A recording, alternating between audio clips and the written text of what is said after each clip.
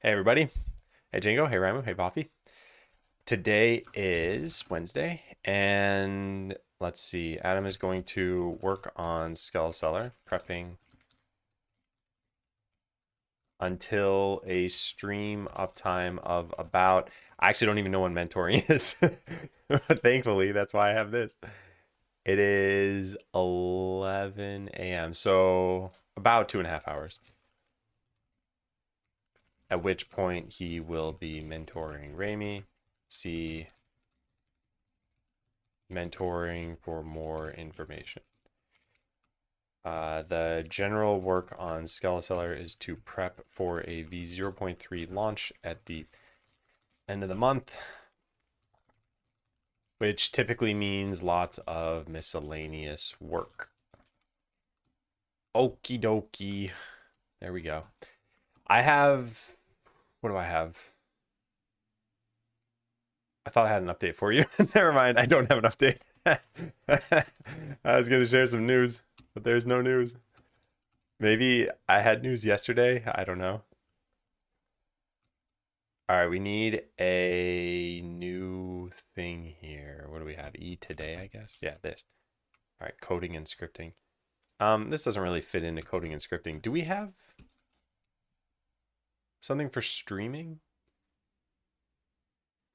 Adam learns. I guess this is it. Okay. Let's duplicate that. This will be called MFAQ. There. I put this in my YouTube videos every once in a while, and I now don't have to type it out. Well, that didn't work for some reason. Maybe I didn't wait 5 seconds. Yeah. All right, that's that. That was easy. No news is good news. Yeah.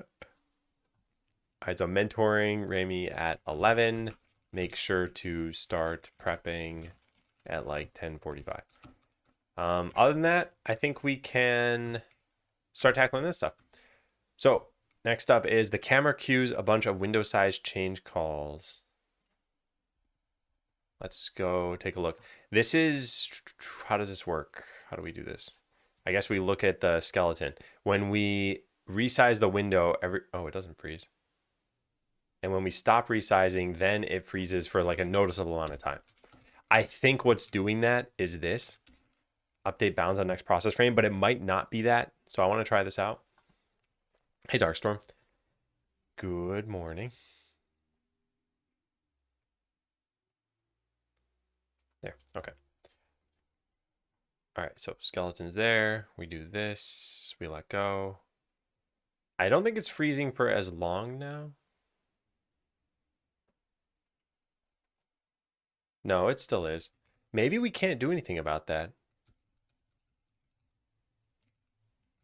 Is there anything else that's happening when I change the size of this?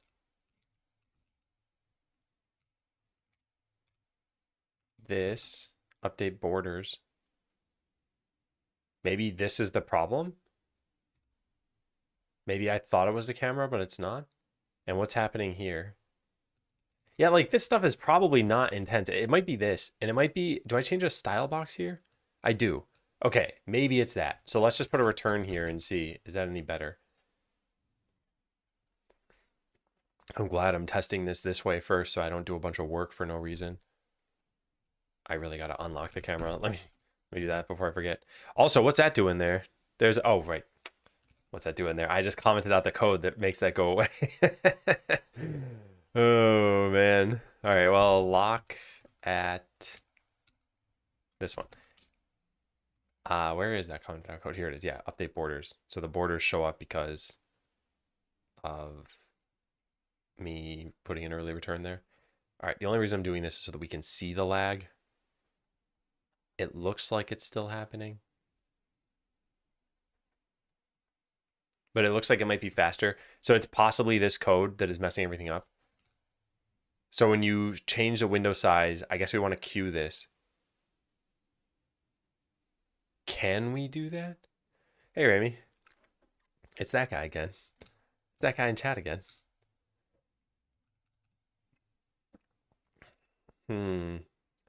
How do we do this? Okay, I have an idea.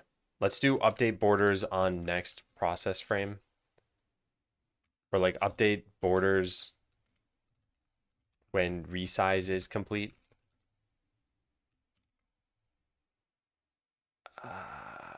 This doesn't make sense though, right? It should be happening no matter what. All right, let's put a print here. Updating borders. Okay. Hey, Crows. Hey, Phil. It's that guy in chat on stream later again. Yeah. Yeah, one of the things I brought up on Discord, I'd been talking about what am I going to do about mentoring when we're done with this set of mentees that we have. And right now, for those who don't know, I have 3 mentees, like 3 regular mentees. I guess I had 4, but one was just a one-off. And we're doing 9 sessions total, and it cost them the grand price of $0.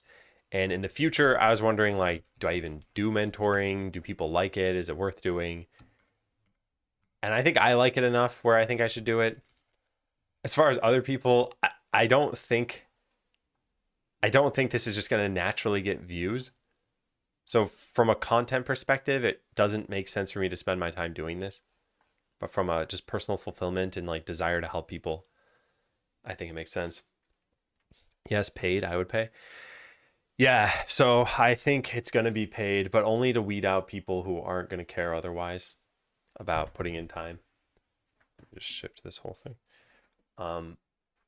Because I was thinking about it. Let's say I charged $500, which I'm not going to do, but I've done 18 sessions so far. That would work out to $9,000. It's like mentoring isn't going to become a full-time thing.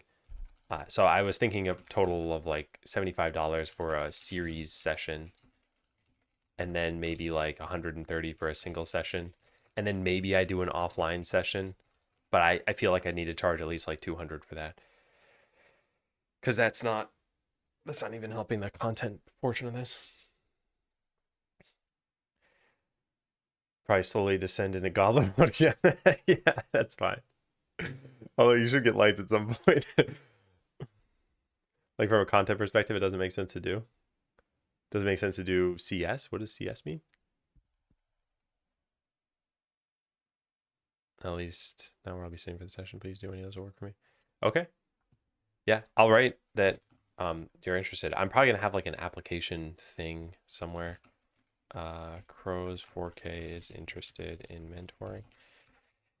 Yeah, and then the last thing I need to figure out, I gotta write this down too. So let's write this here. Mentoring, need to figure out how many mentees to have at any given time. Maybe only aim for 2. That way it's not a content segment that happens every week. Maybe regulars, 2 regulars. And I can still slot in one-off sessions. Okay. All right, so what we're doing here now is we are trying to print this out. And I think this is going to print every single time I resize. So I think the lag is just happening by calling this too often, which means we just need to throttle it. Yep, it is being called every single time. Is there an easy way to throttle Godot calls? Also, what's the difference between debounce and throttle? I use them both. I always forget. In fact, I think I have this written down somewhere. Debounce. I don't. Huh, I don't. I thought I did.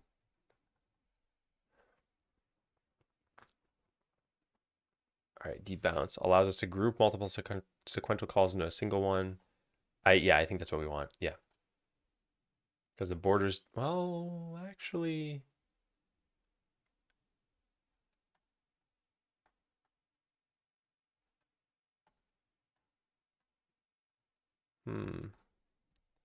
Which plugin am I using for the homepage?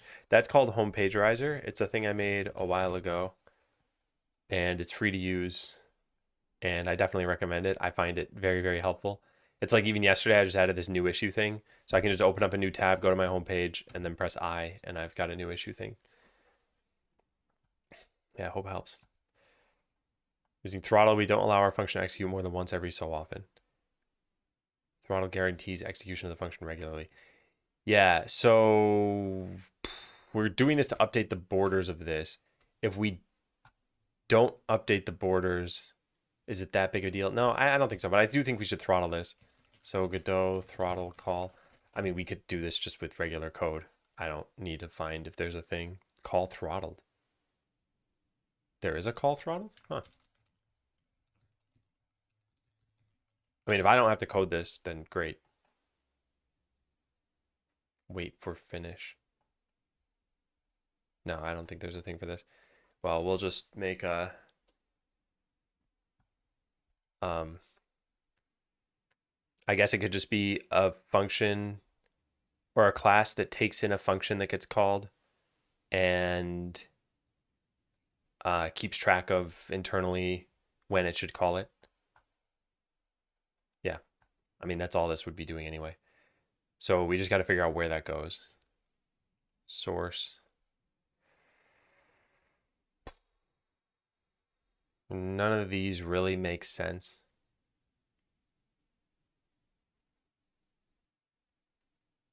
Yeah, none of these make sense. Notice you edited your last message to include your opinion. Do you do that often? No, I don't. I very, very rarely do that. In this case, it was just because I felt like I didn't want to send a message saying I didn't like that video. Imagine you open up Discord, you're like, what cool things am I going to read today? Oh, that wasn't worth opening up Discord.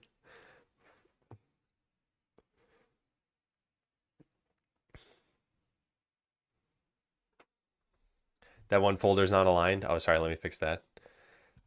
Okay. How do we... There we go. Can't even see it anymore. I think we just need to make a new thing. I just don't know what we call this. I'm trying to think, could it be an extension on something? I don't think so. Man, this should not be that hard to do, but it's just come up with a name for this. I want to call it like C# functions. I'm going to do that.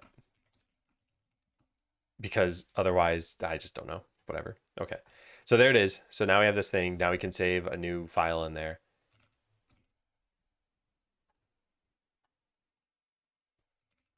Throttler.cs. All right, so namespace game source C# functions public class throttler. Actually, you know what? I kind of want to try something.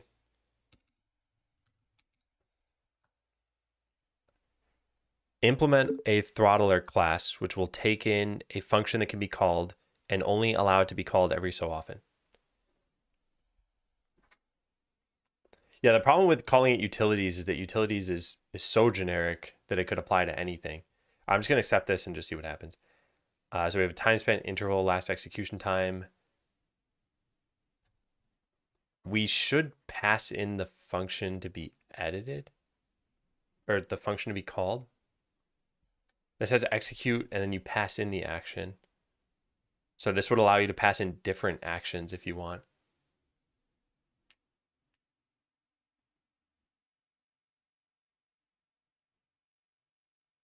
And I need to know when you're done resizing.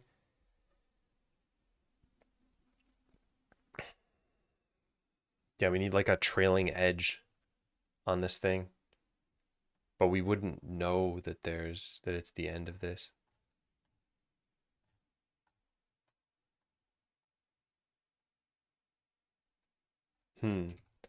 Although I guess we could know.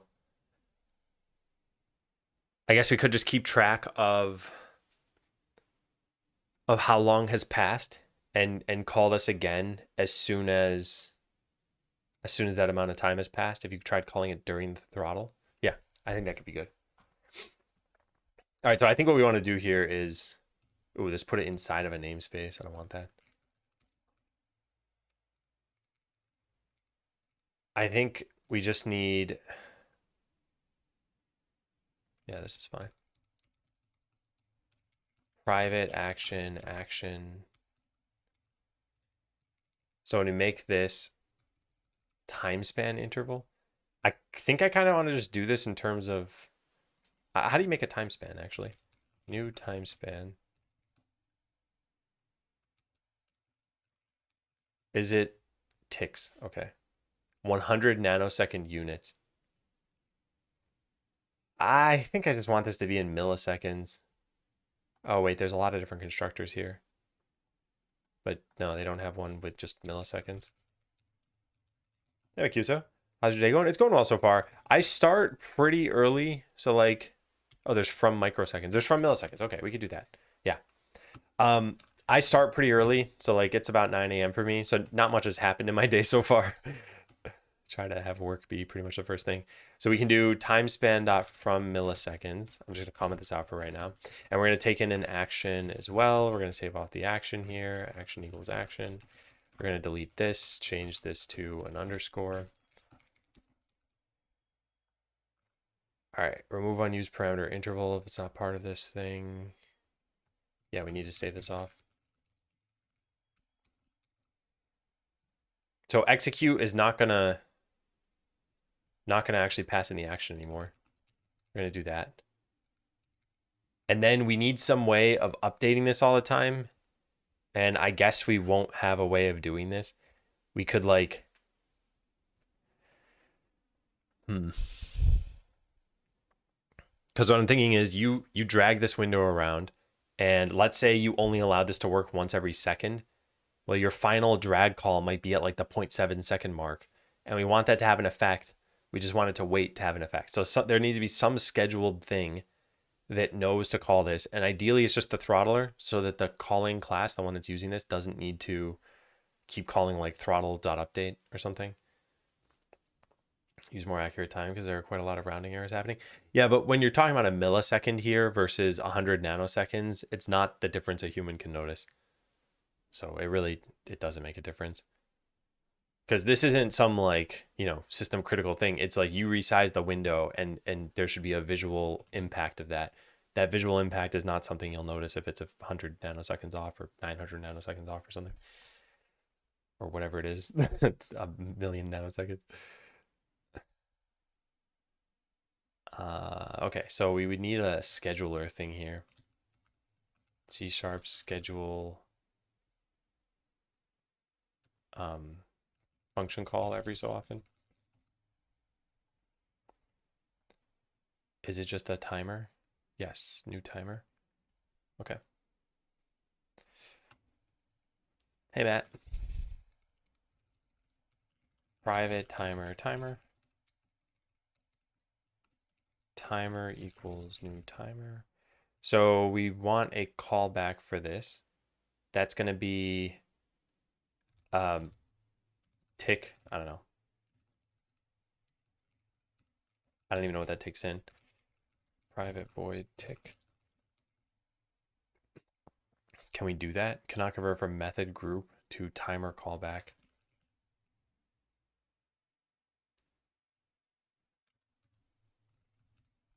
How do you do this?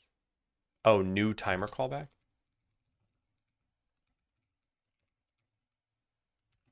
Okay, then state. We don't need anything. Due time and period. What is due time? Amount of time to delay before callback is invoked. Oh, to start the timer. It doesn't really matter. 0 then. And the period on this thing. And what is this in? Milliseconds. Okay, every, I don't know, 200 milliseconds. Actually, it could be based on the interval you pass in. Yeah. Okay, now what's the problem here? No overload matches timer callback. Oh, because it takes in state. We don't need a state though. All right, I think we're looking pretty good now.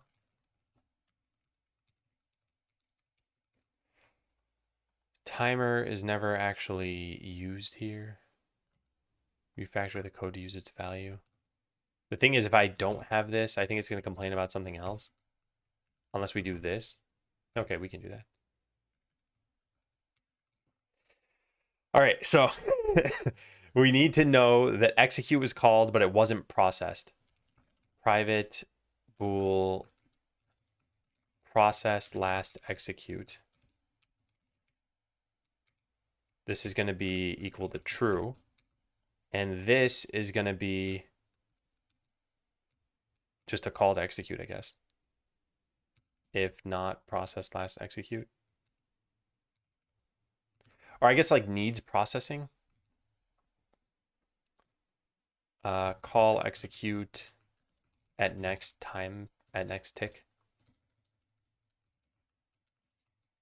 There, yeah. So this is what we're going to do instead now. We're going to put an else here and then set this to true. And then down here, if call execute next tick, then execute. Good. All right, I think that's our throttler class. We'll try this out in just a sec. Now we need to go make this thing. Oh, I see. This should just be up here. Yeah. Now we need to go make this thing. This goes into instances manager. So we go make a throttler, private throttler. What is this? Update borders throttler equals null. Then I guess get that. And in init, we can make this thing. All right, so every 100 milliseconds, I guess this should be every 200 milliseconds or so. Call update borders. Yep. And then this is going to be cool to test. Update borders. So this is in window size changed. Yeah, we want this to be this thing dot execute. All right, now let's test it out. What we should see is that instead of seeing 700 updates by dragging the window around, it should only happen 5 times per second.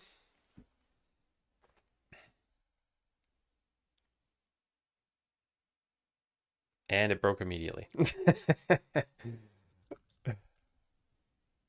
Delegate to an instance method cannot have null this.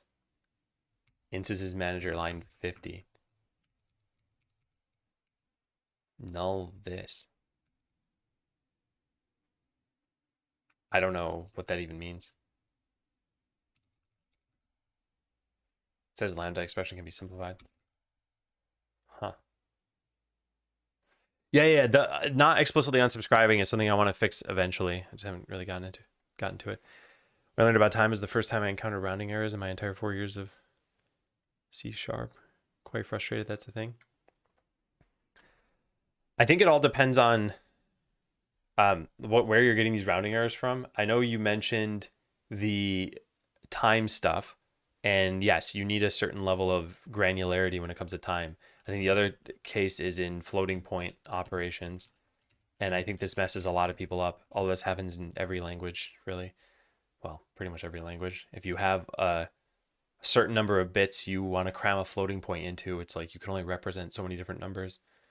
So either you need more bits or you need to truncate somewhere or round. Is the throttler a mutex or a semaphore? There's no mutual exclusion in this. It's just I mean, you can see what I wrote here. It's just we keep track of last execution time. So many different callers could call this if they wanted to, and we just only do something once enough time has passed. Hey, Mystical Cell. Hey, Caleb.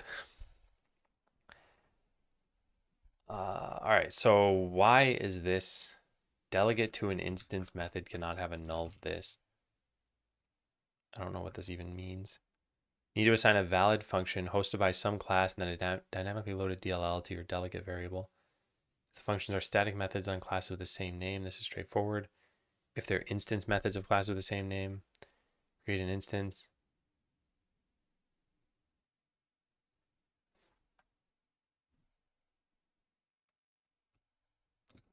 I'm guessing what I need to do here is something like this, and it'll work. Although then it says it can be simplified. So if that's the case, then I at least know what I have to do here. Did that work? Yeah, updating borders. Okay, so now, yep, look at that. I just pointed at my monitor like you could see that. But that updating borders number is only going up 5 times per second. So now when you let go, it doesn't lag. Nice. Okay, well, that was that. Oh, and also when you let go, it should update it once more potentially, although that's going to be much harder to test. I guess we need to set this to like 5 seconds. And that way we can actually trigger that time, because 200 milliseconds is way too hard. All right, so it updates. If we just keep dragging, it's going to update again after 5 seconds. Yep, and then we let go here, and it should still update one more time without me doing anything extra. It did not. That's not good. That means that the extra code that I added here didn't actually work. Do we need to start the timer? No, it's set to 0. Pay to win. Not in this game. If call execute next tick. Oh, I guess this needs to set this to false.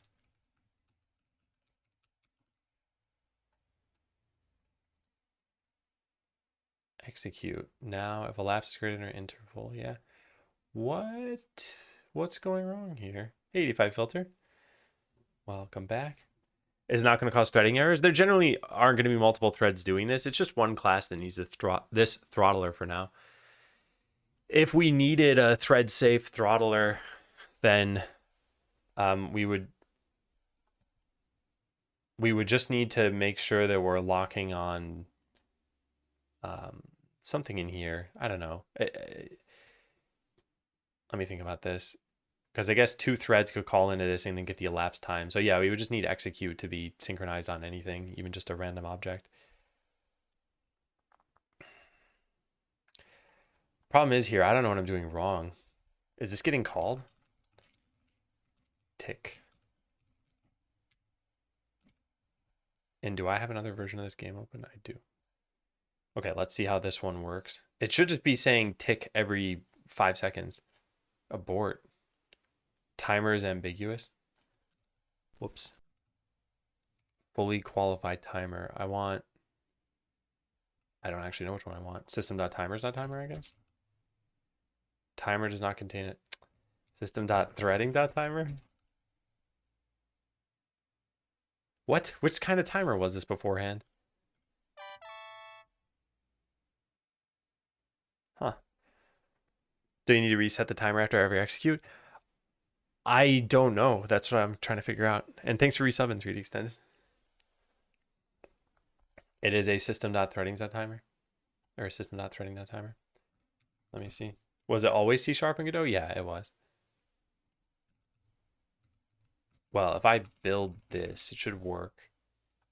And then it should tell me where this thing exists. Yeah, here it is.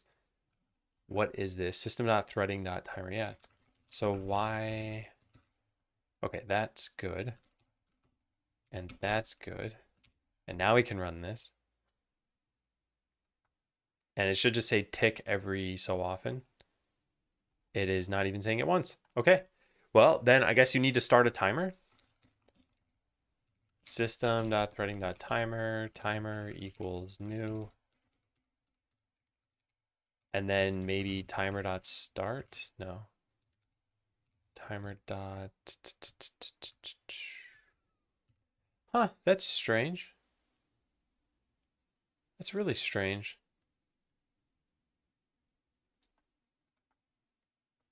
Due time and period. Yeah, and they said due time, the amount of delay, set it to 0 to start it immediately. And period, the time interval between invocations of callback. I don't know what I could have done wrong here. Timer.start new. I don't even see that as a function though here. There's no start new. Is there a start in here? No, there's no start. Oh wait, there's change.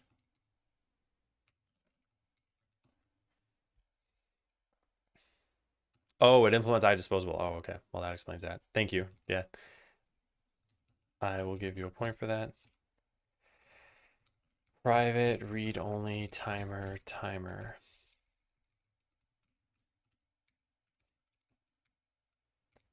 is an ambiguous reference. System.threading.timer.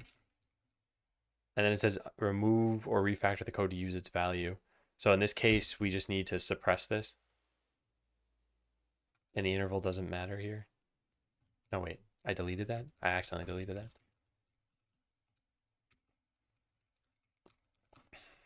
So suppress. How is it still telling me this?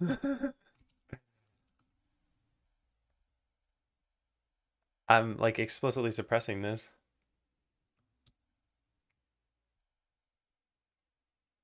All right, well, let's run this again. And now it should be printing tick constantly. Well, constantly, once every 5 seconds. Output, debug console. There it is, tick. Oh, good. Yes, it's working. So that should print without me doing anything. Yep, good. And then when I resize the window, we'll see updating borders, but it'll only happen on ticks now. Or no, it won't only happen on ticks. And now I let go, and it should have called update borders again, and it didn't. Oh, wait, there it did. Oh, because it hadn't had 5 seconds pass. Okay, so I guess what we should do is maybe divide this by 2. Yeah. That way you don't have to wait as long. Now, why is it still complaining about this? You can't suppress this at all? Now we got it. Okay, and I'll just write a comment here. We need to keep a reference around to this so that it doesn't get disposed in the constructor.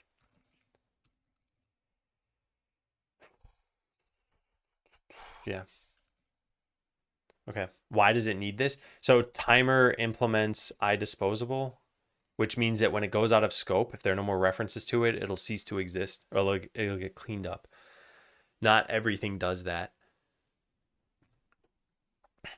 But yeah, good eye by 3D extended there to tell me about that. And yeah, this is good. So I'm just going to write a comment here. This ensures that the action is executed. How do I say this? If the action, if the user of this class tried to execute the action while it was throttled, then they probably want the action to happen.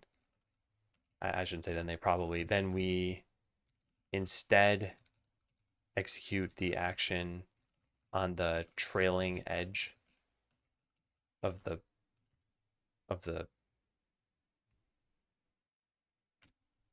when we're next able to. Yeah. If you just disable warnings, it solves this problem. I generally like a lot of warnings don't really help you that much. And it's just for more correct code. This one I think does generally help. Because let's say I didn't have these here and I was like, oh man, I'm not actually using this. Yeah, it turns out I had a different name over here for this. And that would point out a bug to me. In this case, it's not pointing out a bug. So yeah, I need to add 4 lines of code just to suppress all of these things. Using is unnecessary. Oh yeah, because I got rid of that, which means now this is unnecessary. Okay. All right, I think we're good. And I think that fixed the issue. And now we just need to write something about how, oh, this should not be 5,000. This should be 200 again, probably. Now we just need to write why this is needed.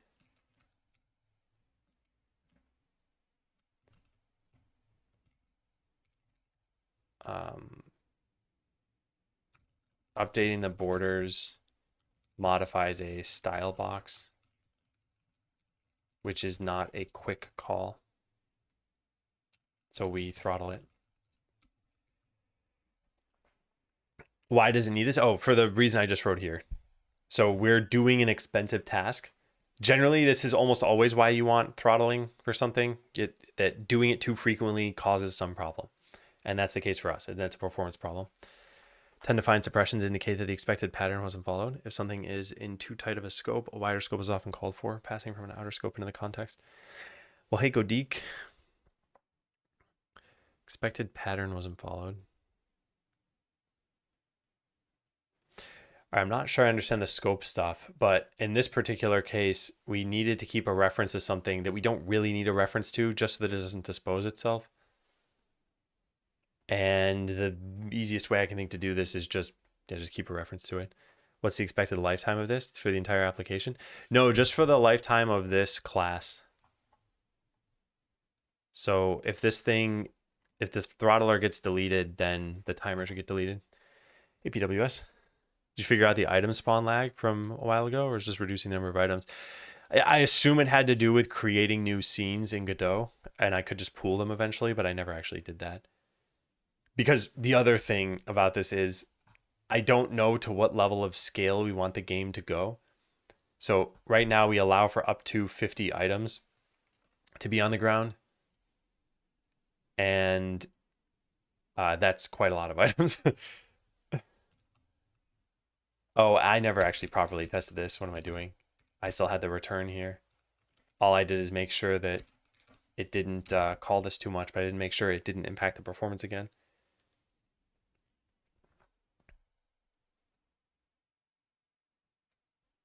Well, that's not good.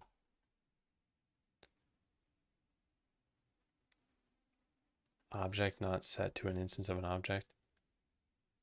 That means that we are using the wrong this. Huh. Huh, indeed.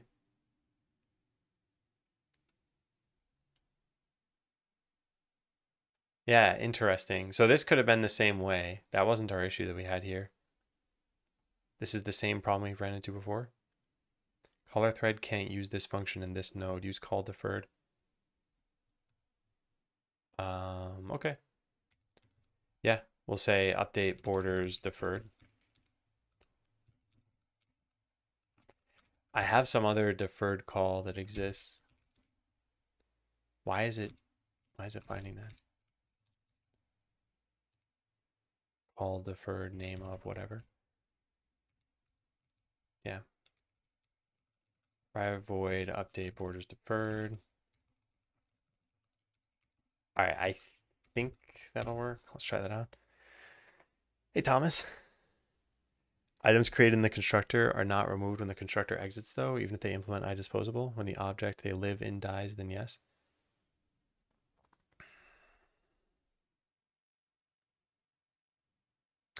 Yeah. That's the behavior I'm looking for, though. I want this timer to exist for the lifespan of throttler. And the only way to do that is to store a reference to it here.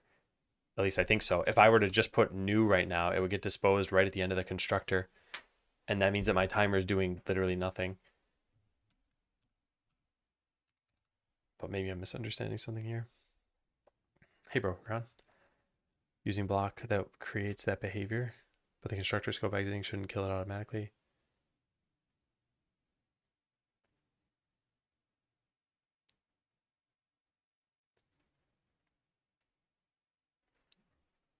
I'm not sure I understand Godeek. Because the behavior I witnessed when I didn't have this reference here, like if I just say new timer, this gets disposed here and then never triggers. At least that's what looked like it was happening. I never saw the printout happen in the tick function here. That's unexpected. Checking. Okay, yeah. Yeah, maybe I'm not accurate about what I'm doing there, but yeah, that's why I'm saving a reference to it. How do you manage strings in C# so it doesn't create new ones all the time? I think that's an implementation detail of the language, essentially. Typically, strings are going to be in some part of the binary that you create. And it's only dynamic strings that'll get created then at runtime. But like that data's got to exist somewhere. You called update border defer, not update borders. Yeah, I probably did not mean to do that. No, this is correct, and this one is no. These are both correct, I think. Let's try it. See what happens.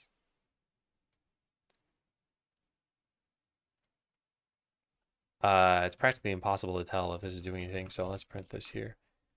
Update borders deferred and update border.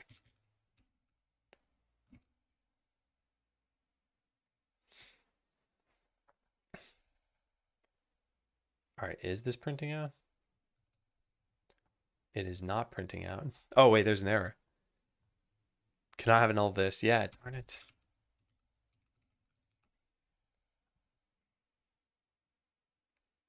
I still haven't figured this out.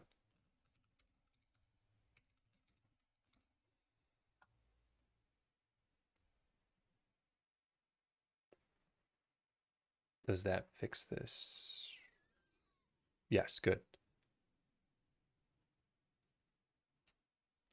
Okay. Well, now we can't simplify this,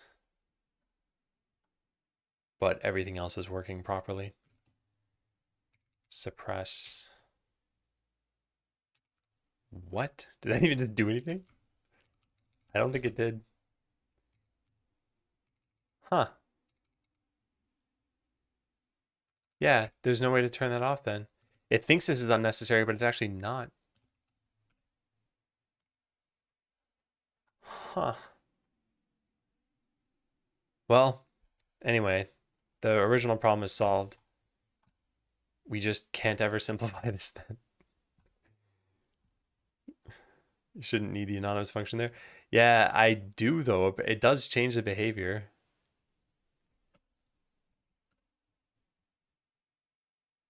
Is this working?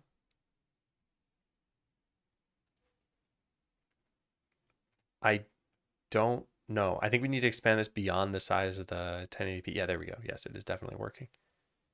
So cool. So cool. Yeah, and now it doesn't lag when I let go. Let's see.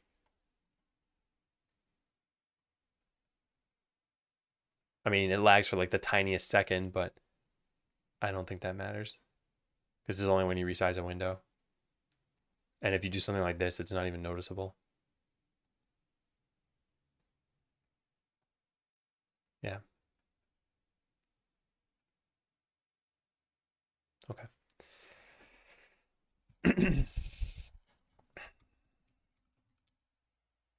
Yeah, so just to show this here, that unnecessary lambda thing, if we get rid of this and then run this, it'll complain at us.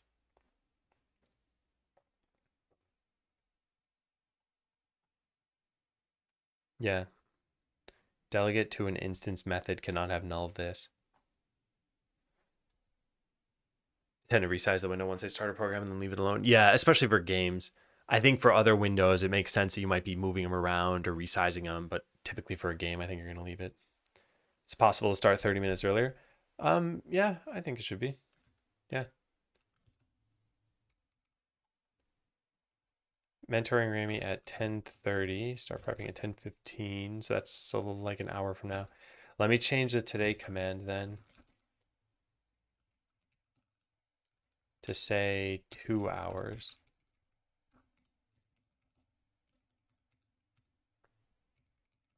All right.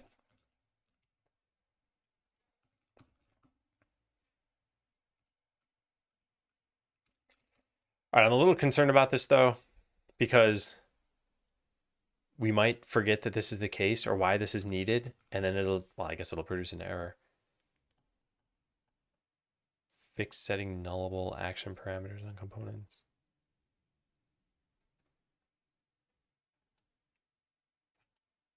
Yeah, I mean, it's pretty much just this.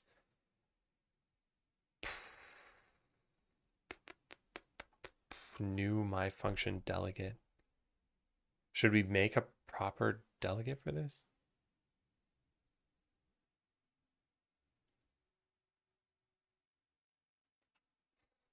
Hmm.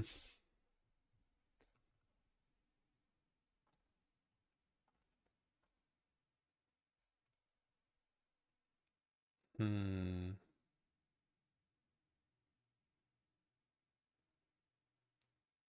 New my function delegate. Okay, let's try something with that. So public delegate void.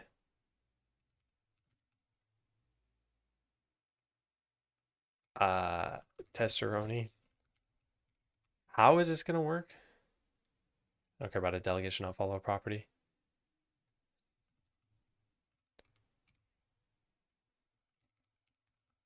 New. Oh, you know what we could do? Okay, I think I know a way that we could fix this. We could put this into like a update borders throttled and then simply call this in there. Generate this function. That was meant to be a curly brace. and then put this at the bottom of the class. All right, I don't like this, but I want to see if this at least works. Fighting the urge to go try to recreate it. I don't think I'm going to spend the time doing that, though. I think it's just probably not worth it. Yeah, this fixed it, and now whatever. We just have an extra function here.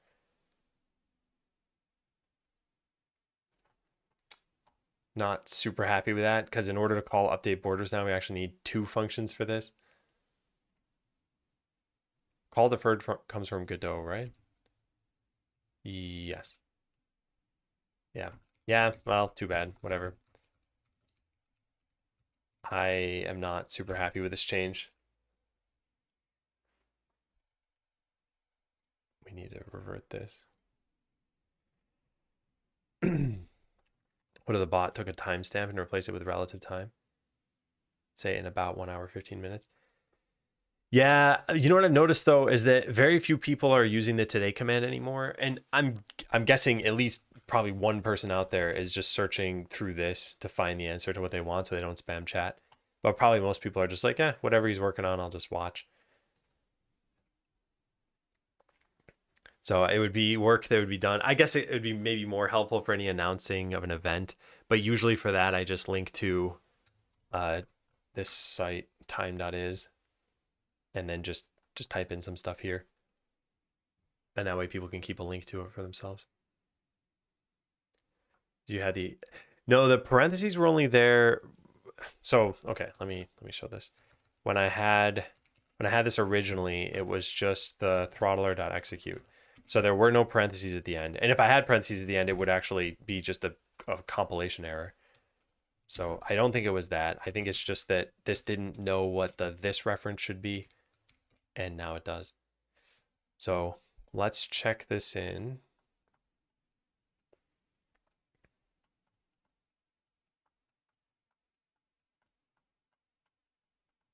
Yeah, I'm not super happy with this. I just don't like how it pollutes the code. Like in JavaScript, you would just make a new throttle, wrap your function, and then that's that. Just call the throttle function like you'd call the original one. Oh well. Throttle call to update borders. I'm not super happy with the ergonomics of the throttler class. Had to add 2 extra functions to get this to work. Instances manager.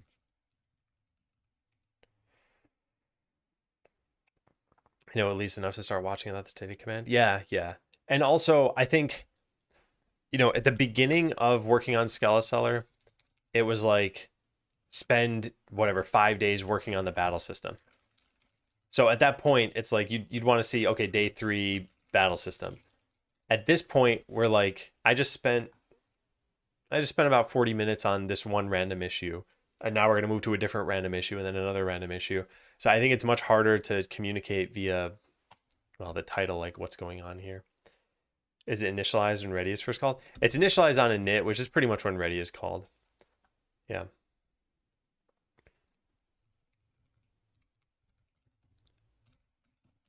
All right. Well, there we go. So that's done. Average life remaining includes overkill damage. This is a dead simple thing to fix. We just need to figure out where average life remaining actually is. Here it is. Okay, now we go find the node. Now we go find where we set the label. Now we find where we set this thing. We construct it in the battle system. We have this function, and we just change this to be math.max 0, for something like that. Done. Okay, now let's make it so that bats do like 1,000,000 damage. Enemy data. Forest bat. There. Good luck surviving that attack. Oh wait, that's their life. I think that's their life. What is that value? It just means that they're like impossibly strong, right? New basic attack here. Enemy data. Power is the first value. Oh, okay. Yeah. So then I just enter a battle and we die in 1 hit. Pop. And average life remaining is now 0. Good. Shouldn't be underscore in it. underscore in it is not the, like, I guess there is a Godot init function. Actually, now that I think about it, is it in C sharp? I know there's one in GDScript. But it's just a convention that I have for initializing something. So it could be the underscore version. It could be the version I use. I don't think the underscore version gets called. Oh yeah, they use constructors for init, yeah. And unfortunately, we can't use a constructor for this because it's a partial class. All right, so this is done. This was dead simple. Just a quick error that I wanted to fix here. Stop considering overkill damage in stats. So it used to be that if an adventurer dropped below 0% health, that the less than 0 value would be considered in the average life remaining. This would be super confusing because you may win a battle and still have 0% average remaining life. If an adventurer, I can't type adventurer, was really overkilled. Nothing would ever do that in the game, but you never know. Maybe something would do that in the game. And either way, now it's not a problem anymore. Do you try setting the private field as read only? Was it still throwing the warning then? Which one are we talking about here? Are we talking about the throttler needing the timer? Because it already was read only, yeah. Yeah. It doesn't matter if it's read only. It still says that you're not actually using it. The timer doesn't get disposed. I wonder if something else was happening then. So you're saying if I just say new system.threading.timer, or new timer, I guess is fine. Creates a new instance of timer which is never used. Yeah. Okay. And then we put a printout here. Or can we do console.writeLine? I've never actually tested if that works. I don't know. But I guess if we're going to do that, then we need to set this here again to make sure that at least the write line is working. Okay, so we should be seeing tick. Yes, we are. And then I delete this.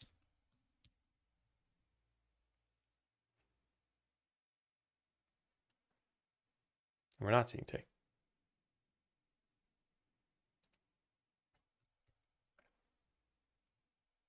Yeah. I had the reference, but I thought that's what we were talking about is, could we remove the reference?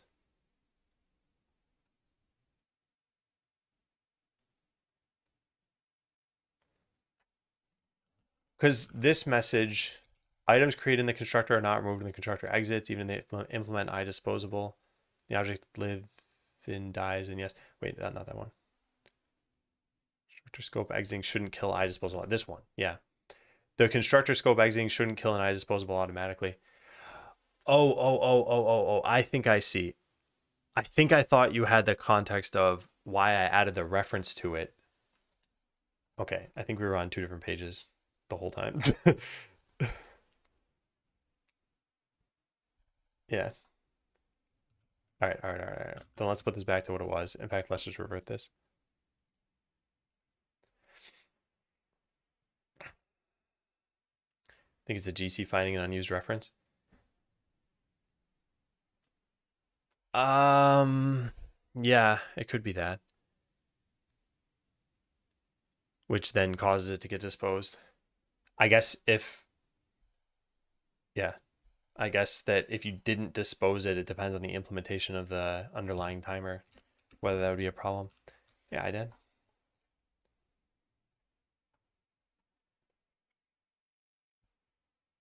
Yeah, race condition against garbage collector. Okay. Well, either way, we're in a good state right now. What are we doing? I always try to keep the today command up to date.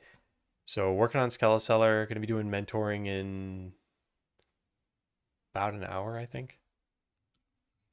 All right, this next issue has not been an issue yet, but could be an issue. So the battle duration is represented in seconds. Where is that? Battle duration here. Battle duration is represented in seconds, but possibly you took so long to do the battle that we should render it in something else. So we'll say string duration. What is this doing? Hey, is there a string format that prints out like a human readable time? String format C# time? Because if so, then we could just use that, right? I just want to print something for minutes and seconds. Yeah, this is probably not even worth it. I should just write my own thing. The minute. We need to make like a time span.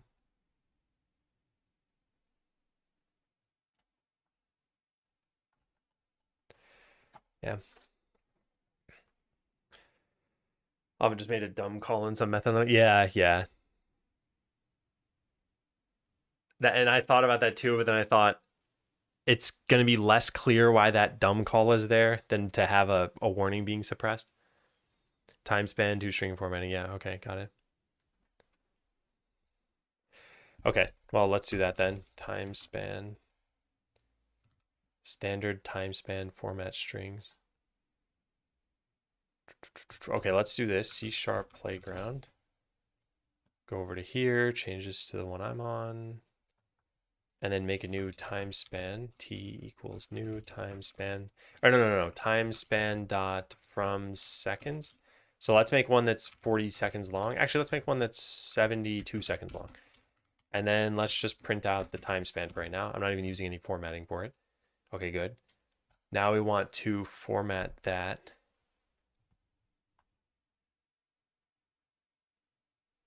Duration dot toString C. Interesting. Constant, general, and long.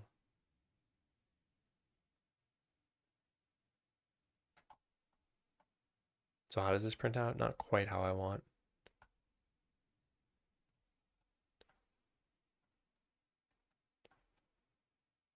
All right, this looks like it could be good.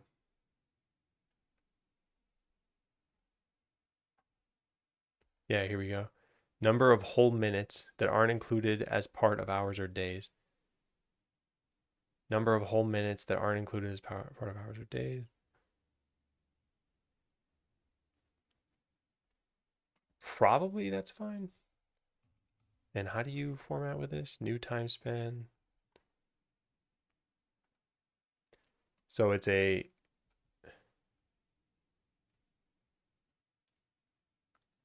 :0. Yeah. Okay.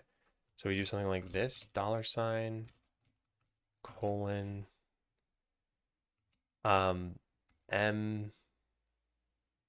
M T : what? S something like that. So 1M 12 seconds. It's got a leading 0 though.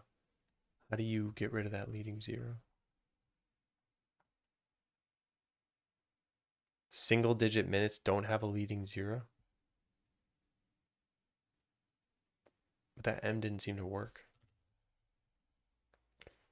Input string was not in a correct format. What? Number of whole minutes and time interval aren't included as this. Single digit minutes don't have a leading 0.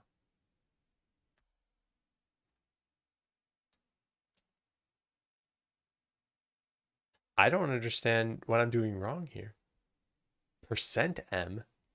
It says M. What? It says M here. Why can't you use the M?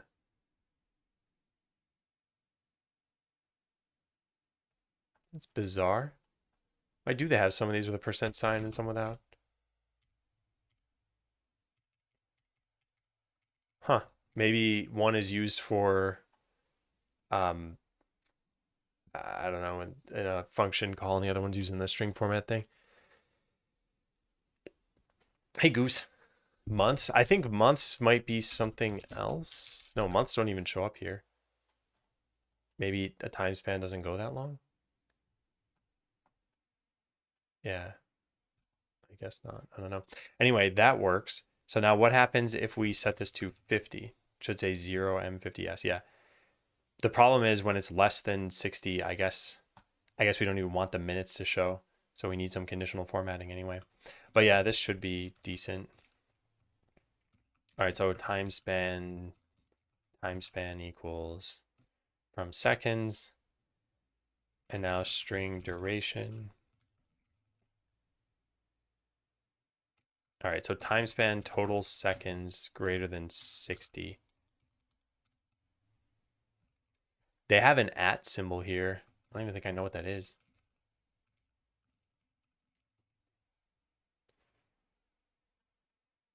Verbatim string literal. Oh, okay. Do I care? I guess that's fine. All right, so what was it? It was, oh, :M? That's what they use for this? Whatever, I'm gonna do that. And :SS. And then for this one, just that. And then print out the duration here.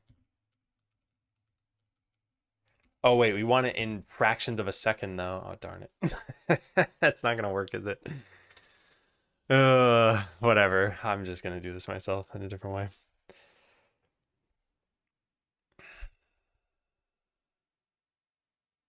Oh, yeah. I guess a month is not a constant amount of time. I wasn't thinking about that as I said that because I don't really need months anyway. Yeah, I think we're just going to change this here. Time span greater than or equals 0, then... Actually, what we could do... Yeah, we could do this. If it's less than 0, then we do what we had originally, which is $, battle stats dot duration :00 s. Okay, that'll work. Let's go try that out. So we're going to set the duration to just some arbitrary value here. Let's set it to 72. We can't do from seconds, right? Does it take an int? It takes a double. Okay, yes, we can. All right, so we're going to set this to 72 and see what that looks like. What language am I using? I'm using C#. Check out that. And I'm using Godot as the game engine. All right, so we go start a battle and we click that and it should say it broke. Input string was not in the correct format. Yeah, I guess this is the whole %m %s. I should just do what I did before, which is this. Yeah.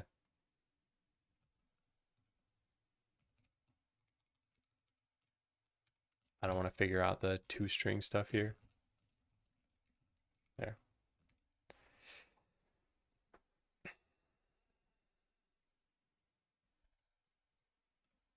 Okay, so create and then win. Yeah, so it says 1 minute, 12 seconds.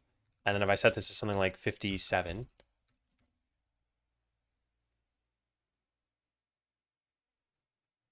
then it says 0.4 seconds. That is very wrong. What did this used to say? 0.0. Yeah, what?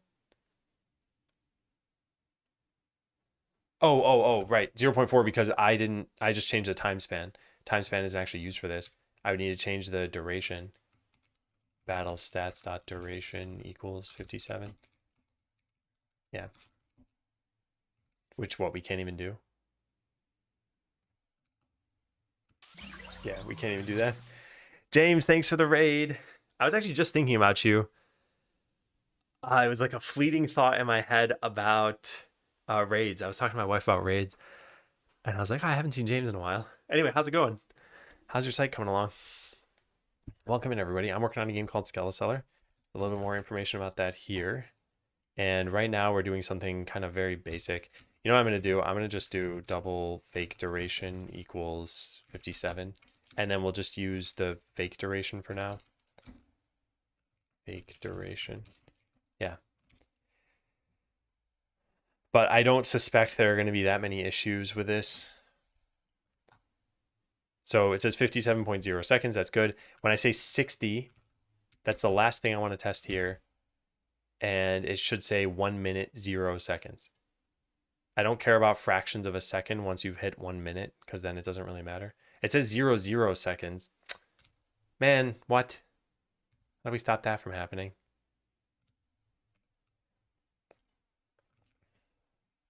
Zero. Is that because I used two S's? Yes, that is. Yeah, I think 1 looks better. Yeah. Busy with interviews and freelance bits recently. Haven't streamed as much. Worked a bit on my personal jameswarner.com. We're going to open source the parts I made for it. Oh, cool. Yeah. How are the interviews going?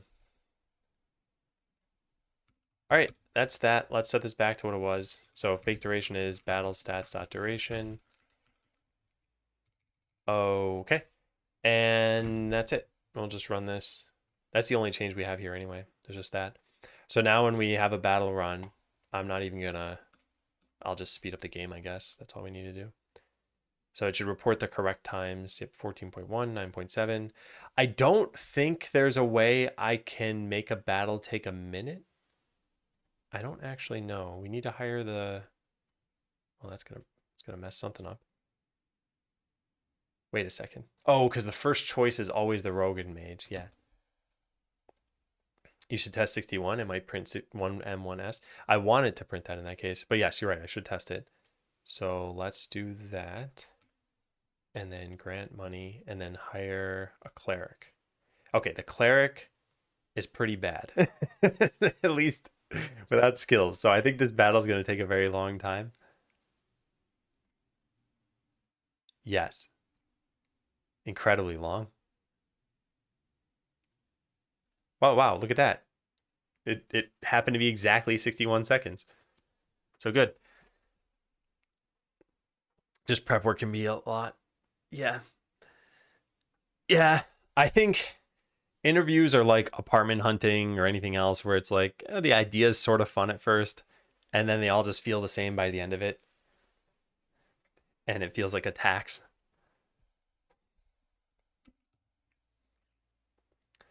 Okay, so we're going to check that in. Account for greater than 60-second long battles.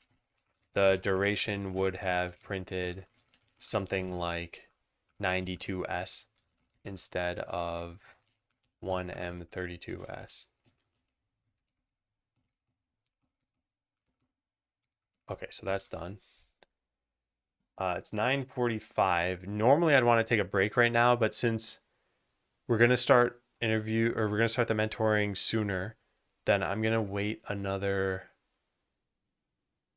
like 20 minutes probably. Take a break at 10 and 10. Yeah. Okay, then this was the other issue, which I don't think is very important to fix right now. So I'm just going to put this down at the bottom of the list. Yeah. Okay, so after bugs, do something fun. So it's either make the paladin, make the summoner, or make adventurers hold items. I think it's time we make the paladin. So let's go look at what I had written down for the paladin, or what I guess Darkstorm and I collectively had written down. And let's mark this as being in progress. Oops.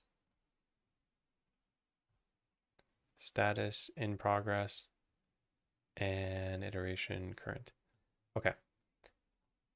All right, so what we ended up with was this. Decreased damage taken by all allies by X%. Y% of any damage taken is transferred to the paladin. Then it has an attack, and then it has another passive ability. Each strike decreases the damage that the paladin takes by X% up to a maximum of Y%. And then every time you take damage, generate 1 ray of light. When you reach 15 rays, heal the party for X HP. Yeah, bury what we don't want to do. Well, I think it's important sometimes. If it's the difference between getting no work done and getting some less important work done, it's probably better to just do the less important work. Are links to Pastebin going to give me banned? No, they won't. Yeah. Okay, there's only one problem with this, I think, which is, oh, it just selected everything, didn't it? Okay, well, I wanted just the abilities. I think this is maybe a little bit complicated. Decreased damage taken by all allies by X%. Y% of any damage taken is transferred to the paladin. I feel like instead it could just be maybe Y% of any damage taken is transferred to the paladin.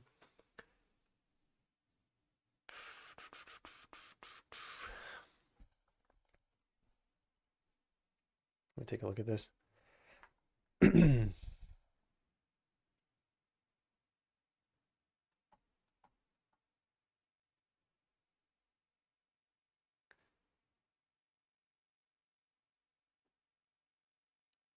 Async land, yeah, okay.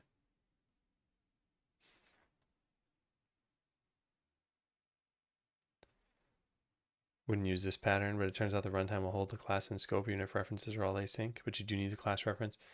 Yeah. Yeah. I think this is one of those things where it's like, if I need to use that throttler class in another 2 or 3 locations, then I probably want to clean up what I've done. But if it's just in one, I feel like it's functional for now. Okay, so yeah, what is the purpose of the paladin? The paladin is a like semi-tank, semi-healer, and like very low on the damage dealing probably. I say probably, but I don't actually know for sure. So decreased damage taken. The tank part, the way to tank in a game is either mitigate damage somehow. So lower it, dodge it, redirect it, etc. And increase the, oh, I guess it's really just this. And typically the tank gets targeted somehow in order to do this. Well, that's not necessary. Like, I guess maybe like what I'm not trying to design another class right now, but imagine there's another class that puts a shield on an ally. So whatever ally gets hit, that's the ally that gets a shield put on it, and then that absorbs some damage. That's also kind of like a tank class almost, even though not really. It's not traditional. So the mitigating damage somehow, if I don't, no, I guess this is the mitigate damage. Decreased damage taken by, yeah. You know what? I think I'm going to change this. This is not going to decrease damage taken by all allies. I think we're just going to redirect damage to the paladin. And then the paladin itself can mitigate its own damage, and as it's taking damage, it can heal. This might be like stupidly overpowered though, because this is every time you take damage, you generate a ray of light, and you're going to take damage every single time an enemy does damage, which means you're going to generate lots and lots of rays of light. But I think this will look super cool. Like, I could picture a little light aura effect glowing around the paladin, and when it hits maximum, it like collapses and heals the party. Is that a rubber ring? It is silicone. And this doesn't have any Elvish inscribed on it. I tried lighting it on fire, but it just melted. Paladins heal or shield with spells to mitigate traditionally, right? Yes. Or, well, not shield with spells, I guess. I think they typically just have a shield. Like, what are games with paladins? Diablo 2 has a paladin. Final Fantasy has a paladin. And if you look at, I mean, they're different in Diablo 2, but yeah, character with a shield. They had a holy shield effect. They had some healing, but it wasn't really important in that game. And in Final Fantasy, they had healing magic, and I think they had ways to increase their defense. It's super messy to set up. I think if we just get something kind of good enough It doesn't even need to be an auto tile because we're just putting this at the top of the map. But if you got something working, then yeah, that's great. What's the purpose of the ring? This is my wedding band. Yeah. There's no function if that's what you're asking. It's not like a smart ring. It's literally just a silicone, like, torus, I guess. Is that the right word for that? Define torus. Yeah. Okay, I like this idea. I think balancing this will be tough. And I think the reason why it'll be tough is because of this every time you take damage thing. What we could do is we could change it to like every time you take a certain % damage, but I don't think that's a good idea. I think let's just see how this goes. We'll just make the class and it either works or it doesn't work, and then we'll tweak from there. So what I'm going to do is I'm going to combine this into the game design document. And then we actually have one more little task to do before we can get to this, which is to design the mods for this. Where's class design? Here it is. All right, so cleric. So we're going to make paladin. Oh, you know, it'd be kind of cool. This is totally unnecessary, but I'm going to do it. If we... Did I select that correctly? Yes, I did. All right, if we did this and put this directly into the document, can we do that? Yeah, nice. Yeah, that looks neat. I mean, it looks really bad in Dark Reader, but it's kind of cool. I kind of want to do this. So let's go put in the warrior.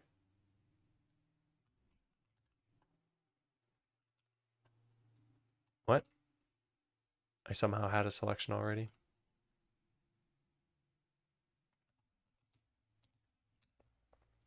Warrior, mage.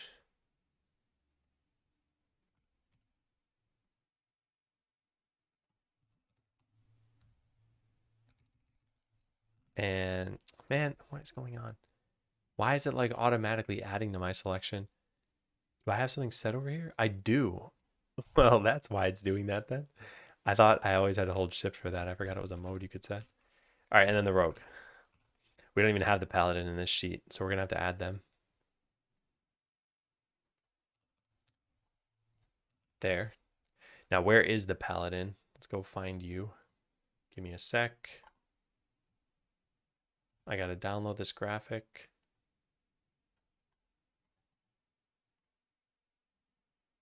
Here it is. Save. I don't know if I already have it downloaded. No, I did not. Just made this atom easy.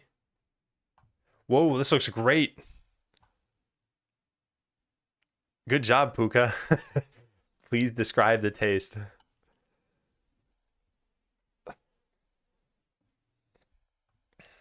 Google Docs got Markdown before dark mode. Yeah, I think dark mode is probably tough based on how they render everything and just the variety of documents you need to render. Creamy and spicy. Oh, meanwhile, I'm eating a burger and chips. Stop talking about food. Stop talking about food. I mentioned that my wife and I started watching Delicious in Dungeon, and it's a show about, it's like a lighthearted, whimsical show about some dungeoneers who it's just really focused on food and them killing monsters to make delicious dishes. And my wife and I are watching it and we're like, we're hungry now. Hey, Boss Orange, welcome back. Okay, so I got the paladin. Now we need to add it to this sprite sheet. Download, open. But before we do, let's take this and put this into the document. There. Okay, now let's take the entire sprite sheet and put it into this one. Oh, I deleted that. Didn't mean to delete that.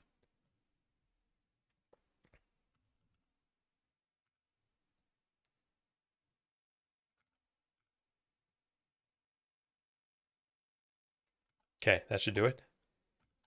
All right, so let's save that. Overwrite adventures.png. His little circle on the armor looks like a goatee. This?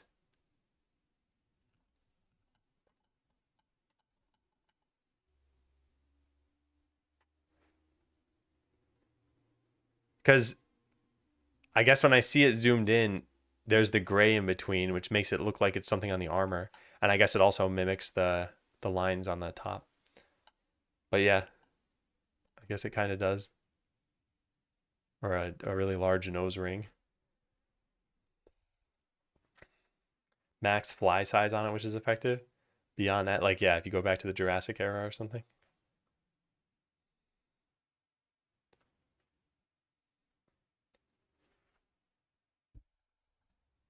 Salzman nodules.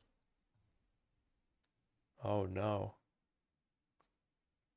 Rare condition that causes white bumps on the cornea. Have you thought of putting your eyes into dark mode?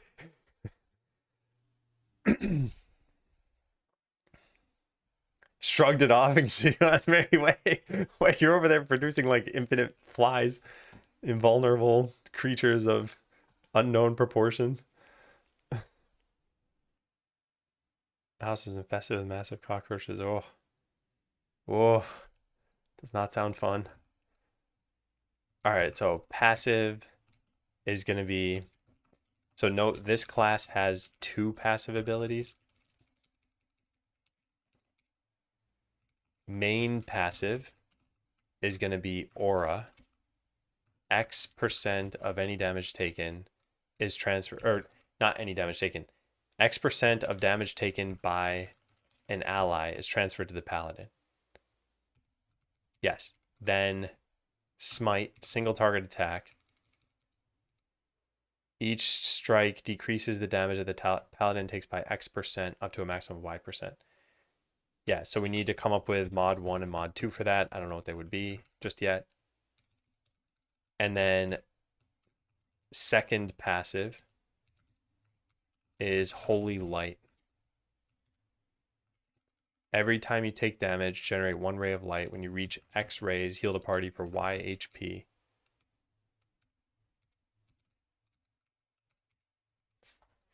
I don't like this mod. Cleansing harmful effects. Yeah, I don't like that. So we need to come up with something else for that. So we need to come up with 3 mods. Yeah. Told him I was a software developer. Just shook his head sadly. Oh, man. Oh, boy. I wonder. I've got eye drops. I should probably use them more. Where are they? There they are. Just squirt this whole thing into my eyes right now. Yeah, I should do that when I take a break, which has got to be somewhat soon. You're my holy light. What a mentee says to his mentor. All right, take break in 10 minutes. Yeah, so we have some time to design some of these. So each strike decreases the damage that the paladin takes by X% up to a maximum of Y%. So some ideas, I'll just spew some of these here, could be decrease the damage even further, increase the attack damage for the paladin. What else? This just works for the rest of the battle. I'll say note X% should probably be somewhat small so that it helps more for long battles. Make it ramp up. Make the reduction ramp up faster, or increase the maximum reduction amount. I don't think this is important. Increase the attack damage for the paladin. It doesn't sound like this is going to matter too much. But I don't know what else this thing can do. Is this publicly viewable? No. What if it didn't do a ton of damage, but did debuff the mobs? It could be less of an overpowered killing machine and more of a party support. So the rays of light are just meant to heal your party. You're suggesting what if maybe your party didn't need healing if it converted to damage on the enemies? Because I think I'd want to keep it as just healing. And basically the paladin fits that role of tank and not really the role of damage dealer. X fewer rays use holy light. Maybe there needs to be like a damage threshold. Every time you take damage greater than maybe like 2. No, that's not probably a good thing. Maybe greater than 1% of your max life. Thought he smited them when he took so much damage, but he heals. Yeah. I like this idea, and I like this idea. I'm not sure smite makes total sense yet. And it doesn't even have to, we could just change the ability. It doesn't have to be a single target attack. But if it's not, then a paladin can never win a fight because a paladin has no way of doing damage other than this. So I feel like this probably should be an attack. A damage pool might work. What do you mean? Each strike decreases the damage that the paladin takes by X%. I like that. I like this idea. This is how they end up tanking. After 100 damage, you trigger the heal. Oh, yeah, it could be. I was concerned that anything I try to do with absolute numbers, it'll be hard to balance exactly. But I guess anything I do with just number of attacks, it might be hard to balance.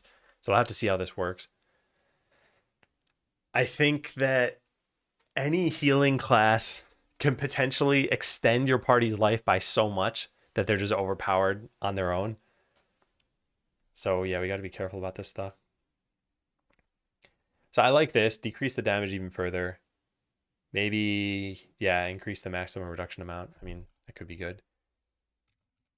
Increase the maximum reduction amount by X%. Would you get a stack of ray of light from damage taken from transferred damage? Yep. And that's like, these classes are supposed to be synergistic within themselves. So I think that makes the most sense, is like you're taking damage constantly. So you're generating these rays of light constantly. A lot of work to design a good game. Yep. All right. So what else could we do here? Maybe we could, like, an idea at least could be, this could be based on your damage reduction. We could just say adds the damage reduction % as damage dealt by this ability. But I don't think anyone's going to get this. I think they'll just get this, and then maybe we could also increase the ramp up time. Maybe, yeah, it's just kind of boring, I think, if we do that. Increase the, what do we even call this? Increase the damage reduction per hit by X%. The other thing we could do is decrease the cooldown of this ability. That could be interesting. But all right, this is a good starting point. So now we need another mod for this. So Holy Light, every time you take damage, generate a ray of light. When you reach X rays, heal the party for Y HP in the way they need it the most. So ramping up quicker. And we could apply some buff. Apply a damage reduction buff for X seconds to each affected party member. That's actually pretty interesting, because overhealing doesn't do anything here, although overhealing is also unlikely given that it distributes the damage automatically, or the healing automatically. A damage reduction buff. Yeah, I like that idea. I think we're going to do that. Apply a damage reduction buff to each affected party member. Reduces X% damage for Y second. Heal more targets for less per unit heal. So the way this healing works is, it's like, imagine you have a jug of water and every one of your party members is a pitcher that's partially full. You're pouring the water in each one based on how much is needed. So you can never overfill one of these jugs.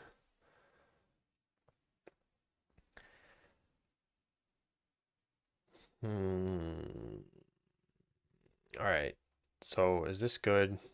This is definitely in the tank / healer role and happens to do a tiny bit of damage, I guess. We could... No, I think it's good. Instead of healing a single person for 100.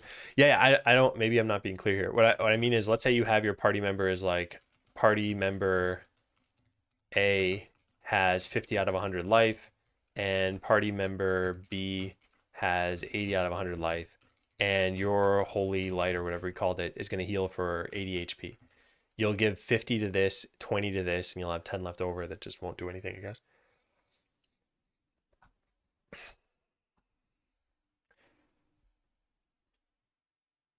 Yeah. Yeah, the overheal becoming a shield, I think I want a different character to apply that sort of effect. Like, I don't want overhealing to do anything here. I feel like it's just going to be lost, and that's okay, because it'll rarely be lost anyway because of how the HP is distributed. Okay, so I'm pretty happy with this. I think this is good. So we designed it. Now we can close this issue. Is this already closed? No, it's open. I'll put this here. We'll put a bookmark and copy. Finish the design in the design document. Close. Okay. Good. So now all we need to do is code the paladin, which we don't have time to do right now. But I think this afternoon is what we're going to do. Afternoon, code the paladin. That'll probably take the whole afternoon. If there's extra time, design the summoner or tackle adventurers holding items. All right, I got to take a little bit of a break. Maybe this is too soon, but whatever. When I get back, we're going to prep for mentoring. And what will that put the stream total time at? I guess 3 hours? Yeah, I guess after mentoring will be lunch. Then I'll take a lunch break and come back and we'll code the paladin. Yeah. Okay, I'll be back in a few minutes. Have fun playing Jump Royale. Is it jump time?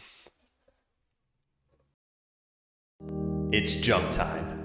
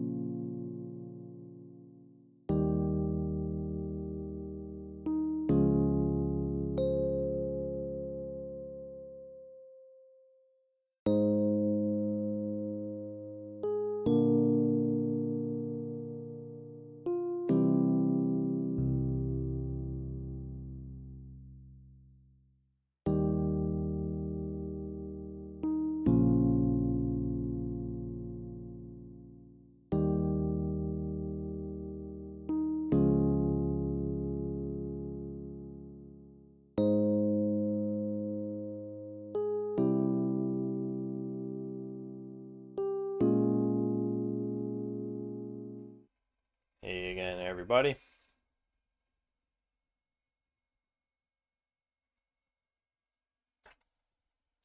One million heights soon. Close the game. We're going to transition into mentoring prep.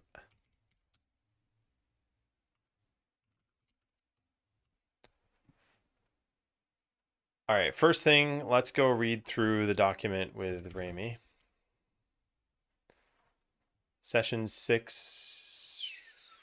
This isn't right. Did I never add in the next thing? I guess I didn't.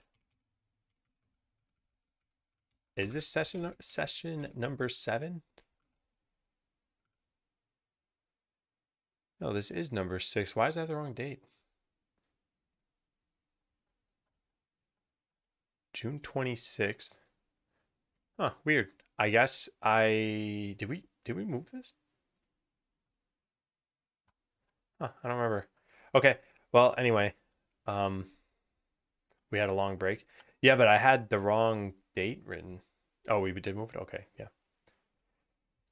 All right, let me read what happened in session number 5. Again, for those who haven't seen mentoring sessions happen, I do what I kind of call career mentoring. I think it falls under that bucket most of the time, but then sometimes we end up talking about some other things, and it's hard to tackle just career in isolation. You sometimes need to know about what's going on in your personal life. What do you have time for? What's stressing you out? But before the sessions, I read through what we did in the last session. And unfortunately, there's no easy way to give you an idea of all 5 sessions we've done before this. I just kind of look through this and mumble to myself for a little bit and write down some notes that we have. So that's what's going to happen now. And then the mentoring session will start in about 15 minutes. All right. Remy said, I'm really unprepared for this, typing 1 hour before the session. But I see now that he's typing 10 minutes before the session. All right, hasn't felt prepared for anything lately. Bought a house, got the keys, been renovating all day, taking up all his time. Normally he's thought about what he wants to talk about. On complete hiatus, still planning to pick it up after it settles down. Life settles down, nothing's changed there. How long do you think he'll be in this phase for? Probably another month. Okay, yeah, so that's, I think, the most important question I have, which is, it's been, what, a little over 2 months? A little over 2 months since our last session. Has the house stuff calmed down? Do you feel like you're more, I don't know, like stable or in a routine? I don't know. Hey, Sir Puffin. That was an hour before recording.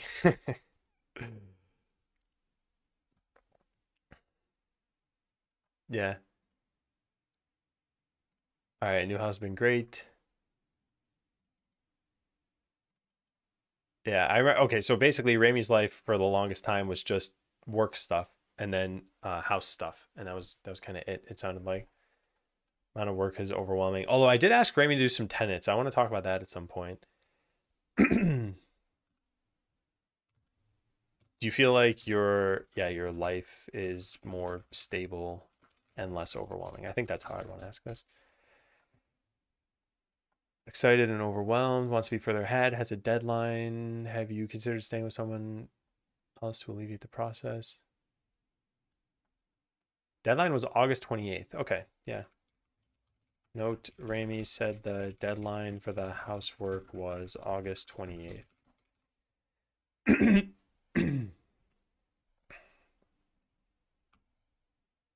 Is work picking up again? Said it had been hard to set boundaries there.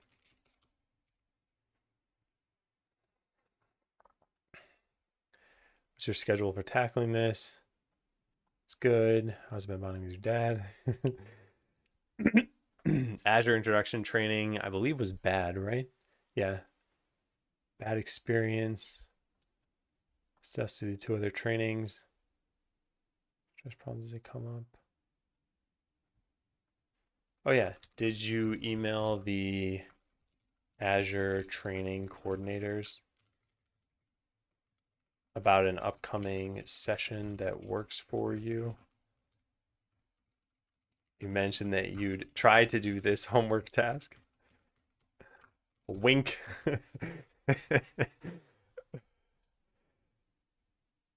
Forgotten about the required trainings. Sending it a weekly reminder. Try recurring reminders at a weird frequency, like 37 days. Someone training. Okay. Yeah. Remy did end Duolingo, or at least the streak. What are you doing with Duolingo now? I have very strong opinions about Duolingo. I feel like probably the majority of its users are not actually learning a language anymore, even though they're using it every day. But that's my take. So we'll see. But yeah, Remy messaged me that he did end up losing his streak. I felt like it was just one extra thing to do. Yep. Okay. Cut yourself some slack. So that was one of the big things. Hard to do out of office for an entire month between being sick and having 2 weeks off for renovating. Time off is in addition to taking Wednesdays off. Felt really bad about this. Team didn't have him for a month. Yeah. What was the result of not being able to give 100% at work? You said during that it felt bad. How does it feel looking back? How could things have been different?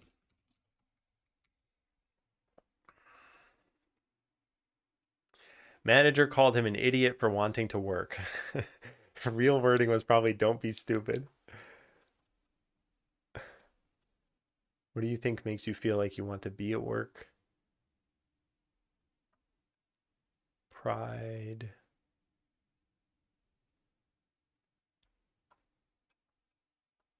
Yeah, so if I recall correctly, let me pull this up. Because Remy and I talked about this.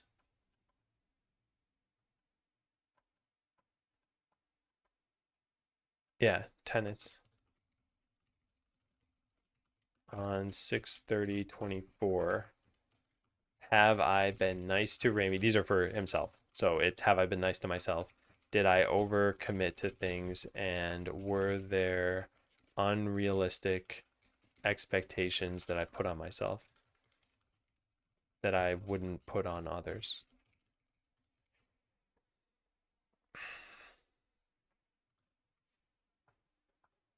Maybe sitting here listening to Adam talk about it. Yeah, and maybe he probably also went through these notes himself too. How are these tenants going? Have they been helpful? Have they changed your behaviors at all? Do you need to change them? If they're not helpful, how could we make them more helpful? And I guess the other thing I have is how often do you review them? Yeah, I think there's a general trend, people who do a lot, that they don't cut themselves slack and then they get overwhelmed at some point and they still expect the same out of themselves even when they get overwhelmed. And I think that can be a bad cycle to be in because we all need slack every once in a while. There's no way you can just live your life and have every single day be the same. There's going to be something that pops up that throws you for a loop, maybe for months.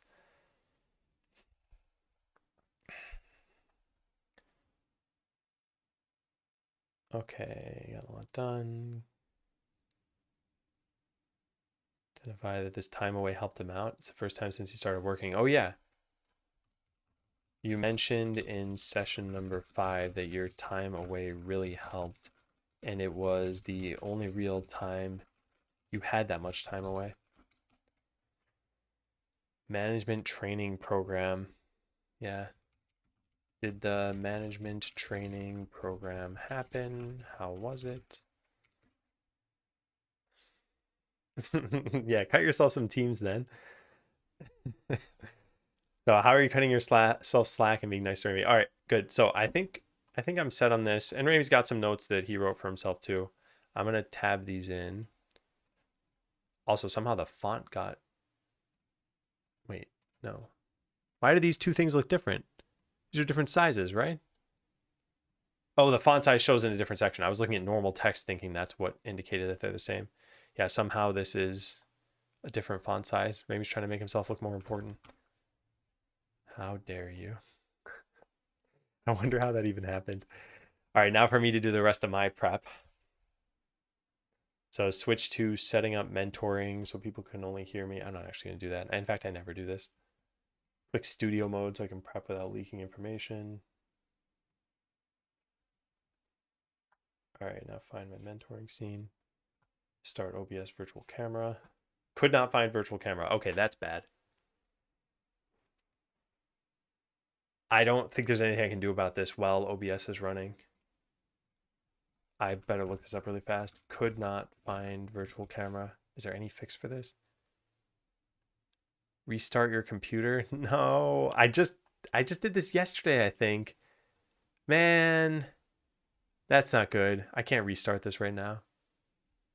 I don't know how Remy's gonna see me then. Maybe. Okay, I'll have to set that up when we start our session. So note to Adam, make sure Remy can see me on Discord. I close my eyes and imagine seeing you.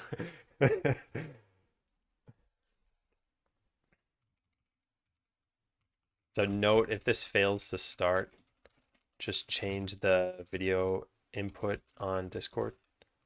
Hopefully that works. Oh well, we'll find out. All right, open up Yada. Done. Gotta log in. Cool. Yeah, sorry, this process is never fun. There's just a lot to do and set up, and I have not automated it yet. And I do this so infrequently that I just never put in the time. All right, hide this bar. Discord. Browser zoom 100% looks good. Hide the outline. Read the last session. We're done with that. All right, so change the date today command and everything. So this is mentoring with Remy, session number 6. And the today command. Let's get the old today command.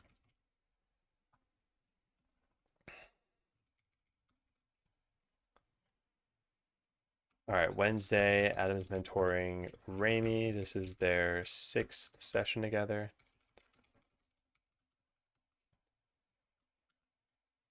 Productivity man, no. That wasn't today's title, but I liked it. Man, this is stupid. Look at this. Every time I open my dashboard, it says start collaborating from Stream Manager, and I click do not show again every time, and it shows it again every time. What's the point of do not show again if it's just going to show it to you anyway and ignore your answer? Tisk, tisk, I say.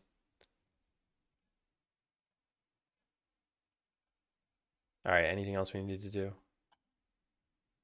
I think that's it. Okay, let's just set this up. Mentoring stream prep, here it is. All right, cool. So now I can switch to this scene and I'm going to call Remy up. Let me know if audio levels are okay when we start this call. And I got to set up video as well because I probably broke that.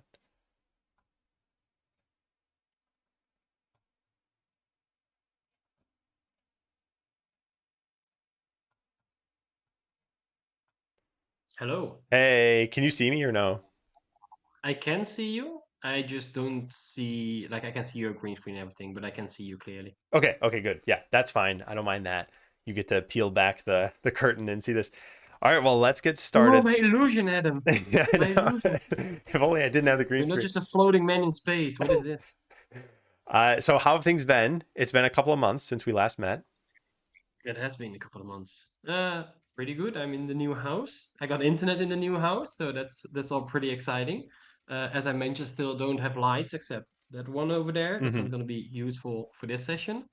Uh, So yeah, there's still some issues I need to work on. Like I don't have power into my bedrooms, but I've been kind of, I don't know, kind of burned out, I guess, on like renovating stuff right now. So it's livable, and I'm fine with that. Like I can live with the things that's still around. Like phone's got flashlights and everything, so you don't really need lights in your house anymore. Although I'm still suspicious they might call the cops on me one day. But no, it's been great. Okay, well, I'm glad to hear that. Other than the walking around with your cell phone illuminating everything, I feel like at some point you'll need light in your place. But the burnout on renovating stuff, how has that transferred to the rest of your life? Do you feel like it's hard to find the energy to do things? Sorry, I'm just trying to make sure chat's there. Yeah, it's fine. No, it's mostly just like when I get home, I just sit down on the couch and play some video games instead of doing something useful for the house.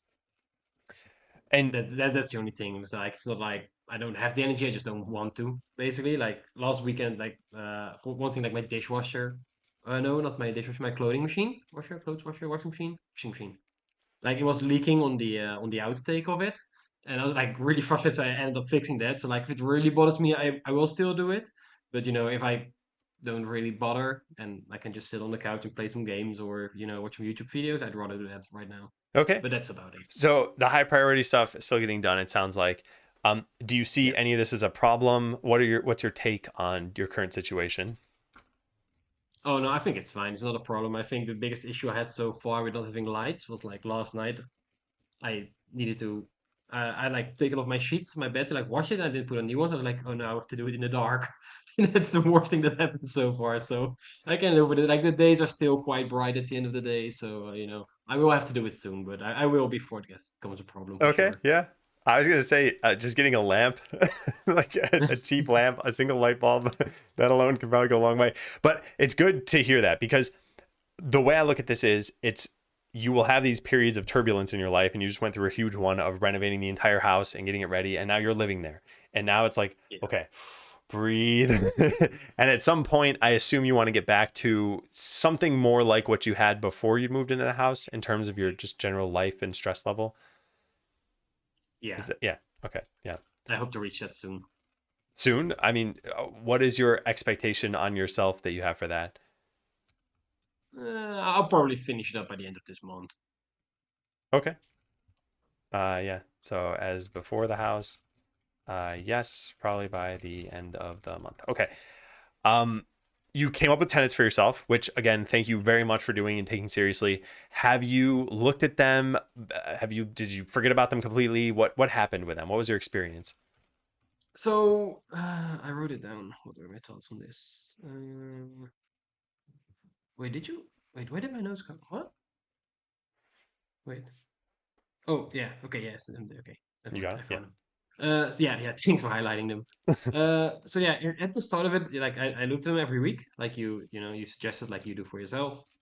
I ended up scraping the second one quite quickly. So did I overcommit to things because I felt like I wasn't really doing that at the moment. I basically like dropped all my personal projects.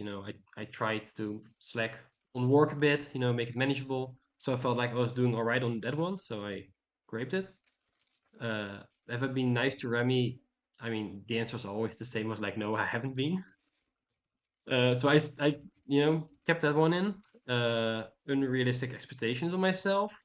Uh, I think I was doing it less so than before. Like I tried to make a conscious choice of not doing it. I still found myself doing it occasionally, but at some point I stopped looking at it weekly, and I just when walking home or something, I would think about it and I'd reflect a bit on it.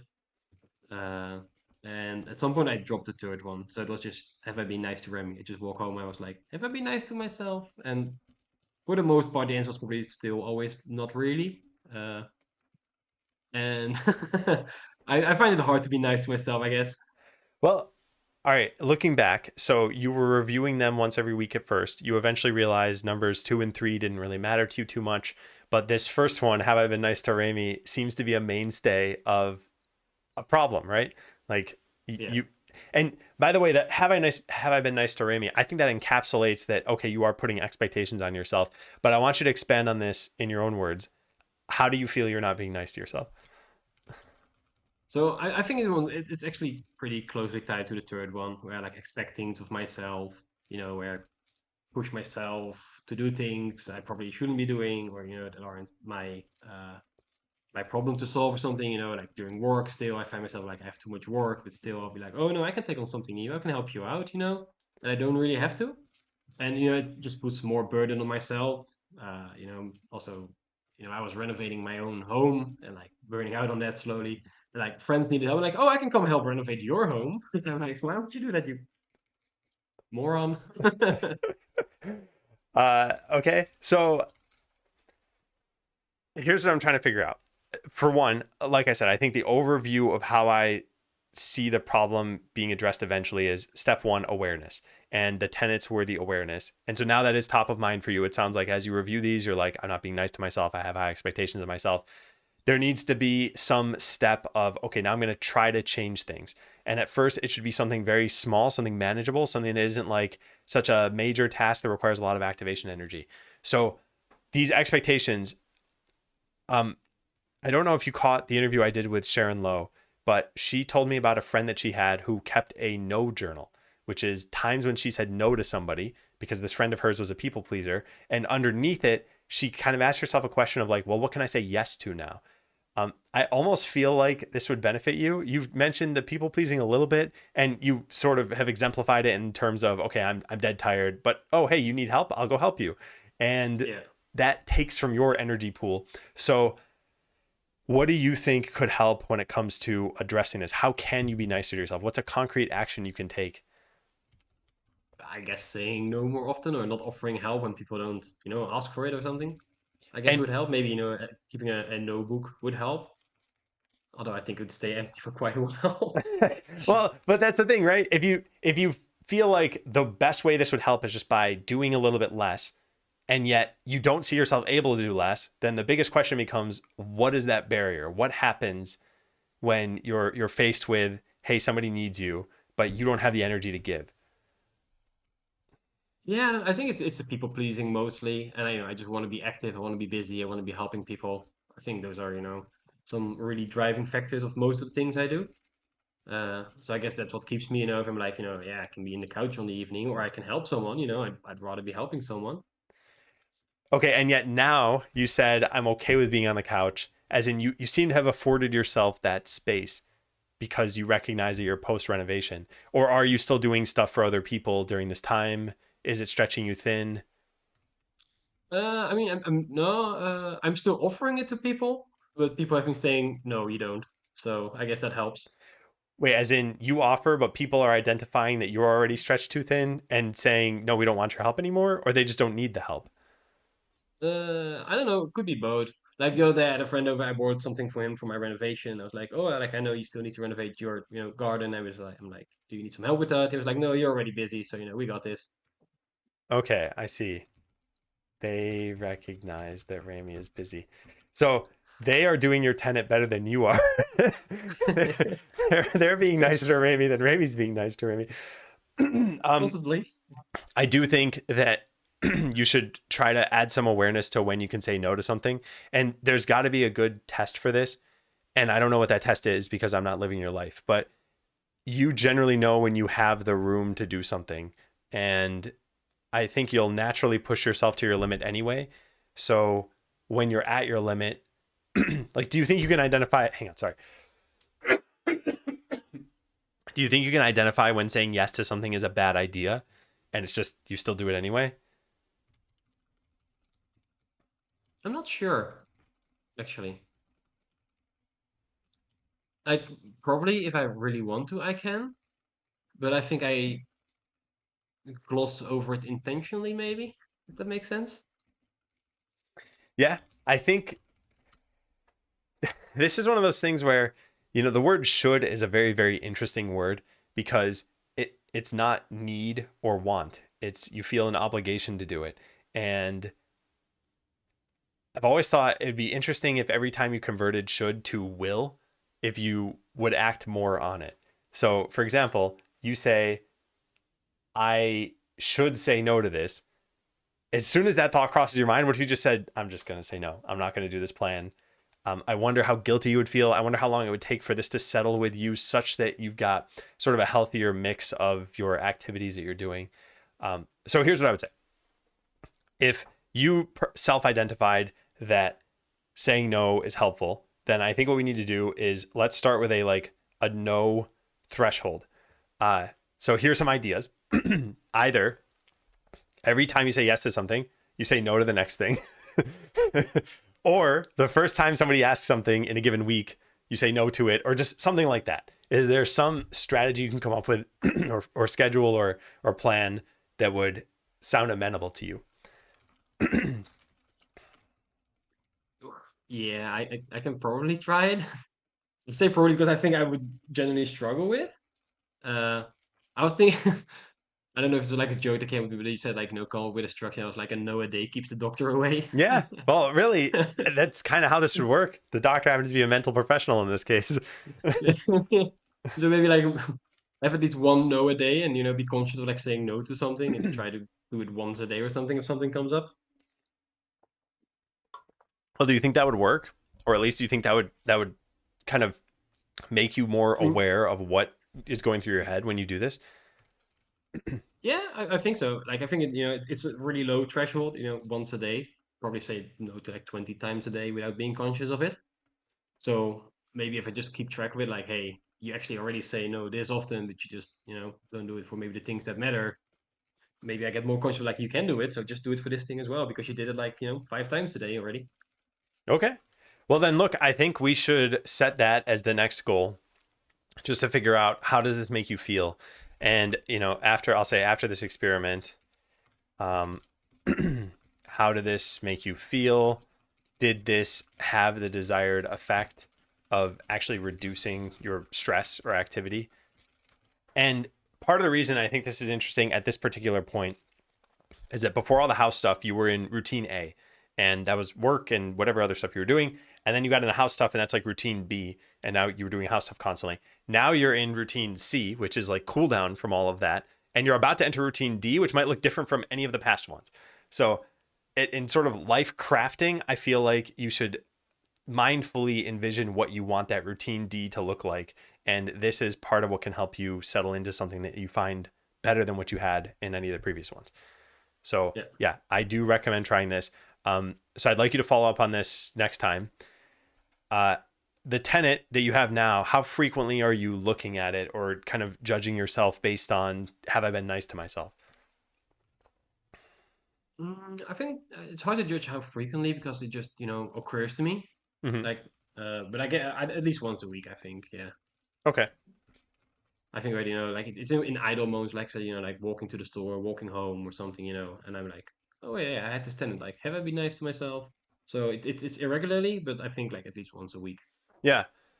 Some of these things are really, really hard to address, by the way. One of these things I think is posture. It's not something that anyone really takes pride in, like bad posture, right? It's like, well, that's just a thing, and I happen to have it sometimes. And yet, correcting your posture it takes awareness and it takes correcting whatever it is that led to your entire lifetime of doing something a certain way. But yet, bringing the awareness to it frequently, I think, does allow you to address it. So I think the same thing. I think you should probably have a calendar reminder or some active reminder so that it's not just, hey, I'm walking to the store, because you can't necessarily act on it at that time. And, maybe on Monday morning or something, it's right before you get the majority of these requests to do things, or it's Tuesday evening, or who knows what, whatever, whenever people are asking you to help renovate their garden. So, yeah. Okay. Well, I'll write this down. I suggest being more explicit about reviewing this so that you can act on it. But yeah, let's see how the no thing works. What is you have short answer no, no, kind of. Oh, for the tenants. Yeah, yeah, yeah. Okay. So that was like the answer to my tenants. Like, did I follow? Like, was I nice to myself? No. Did I overcommit to things? No, not really. And then kind of unrealistic expectations. So that was like the answer to my own question. Yeah, yeah, I see. And then the long answer we just did. Yeah, Hmm. I was gonna say about the expectations. It sounds like the second one of did I overcommit to things is still intertwined with that, but I think now you're in a healthy state, and so yeah, like I said, this routine D that's about to happen. Let's see how that goes. The next thing you have written here, management training is supposed to start soon. I thought it was supposed to be the end of August. Did it get moved? No, like that was an estimate. Like we didn't have a starting date or anything. But just earlier this week, I think on Monday, I actually received an email that this program is starting up again. And from what I read about it, seems to be a bit different than it used to be because it was like the all new program. So I'm not entirely sure yet, but I will be seeing. I'm planning a meeting with my manager somewhere this week or next week, whenever our schedules line up, to set expectations and goals for the training. Hmm. That's also one of the assignments that comes with the training. Like, hey, sit down with your manager, and talk it through. And yeah, the training is also called leading others and leading self. So it is set on like targeting managerial roles and stuff. So I'm focusing on the bullet point that I don't think you actually mentioned yet, which is you found yourself doubting if you are up to the task. Is this because you started talking with your manager, or I guess have the meeting set up with your manager?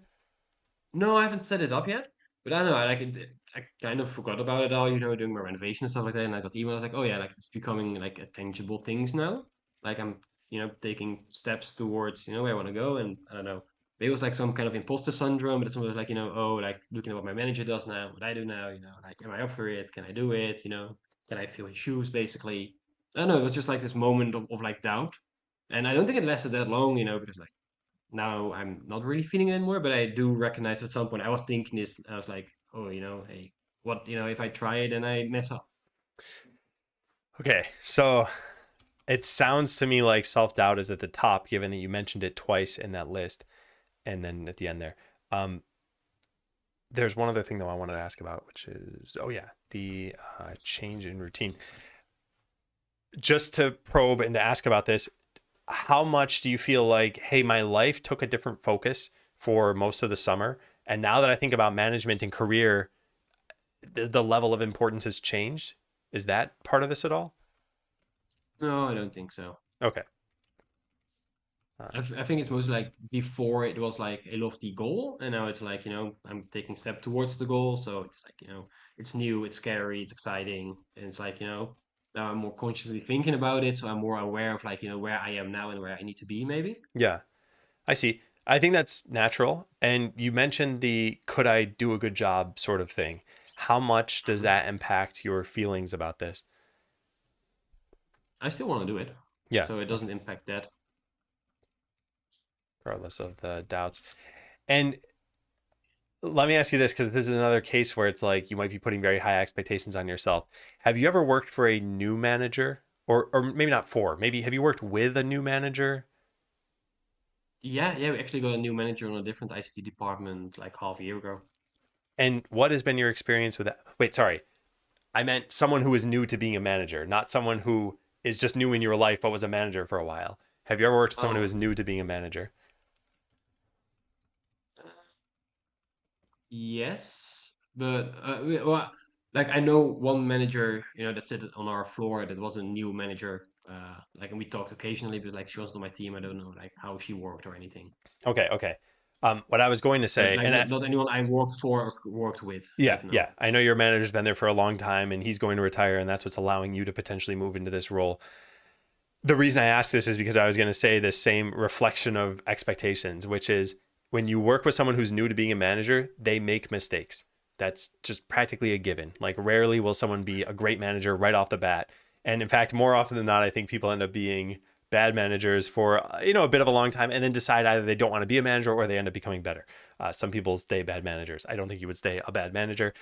The reason I say this is because I think you need to allow yourself, just like everything else I've said, the slack of I'm probably going to make mistakes when it comes to leading people, but that's okay. I will learn from them. Is that part of what this doubt had to do with? I know you said it's fleeting. I know you said you're still going to do this, but where do these doubts come from of wanting to do a good job? Yeah, probably like I don't want to make a mistake, that like puts the team in a bad position or negatively influences a team member or something like that. I feel like that once you're a manager, if you make a mistake, it reflects on your team or the Yeah. people you're working with. Like there's just more consequence to not doing a good job.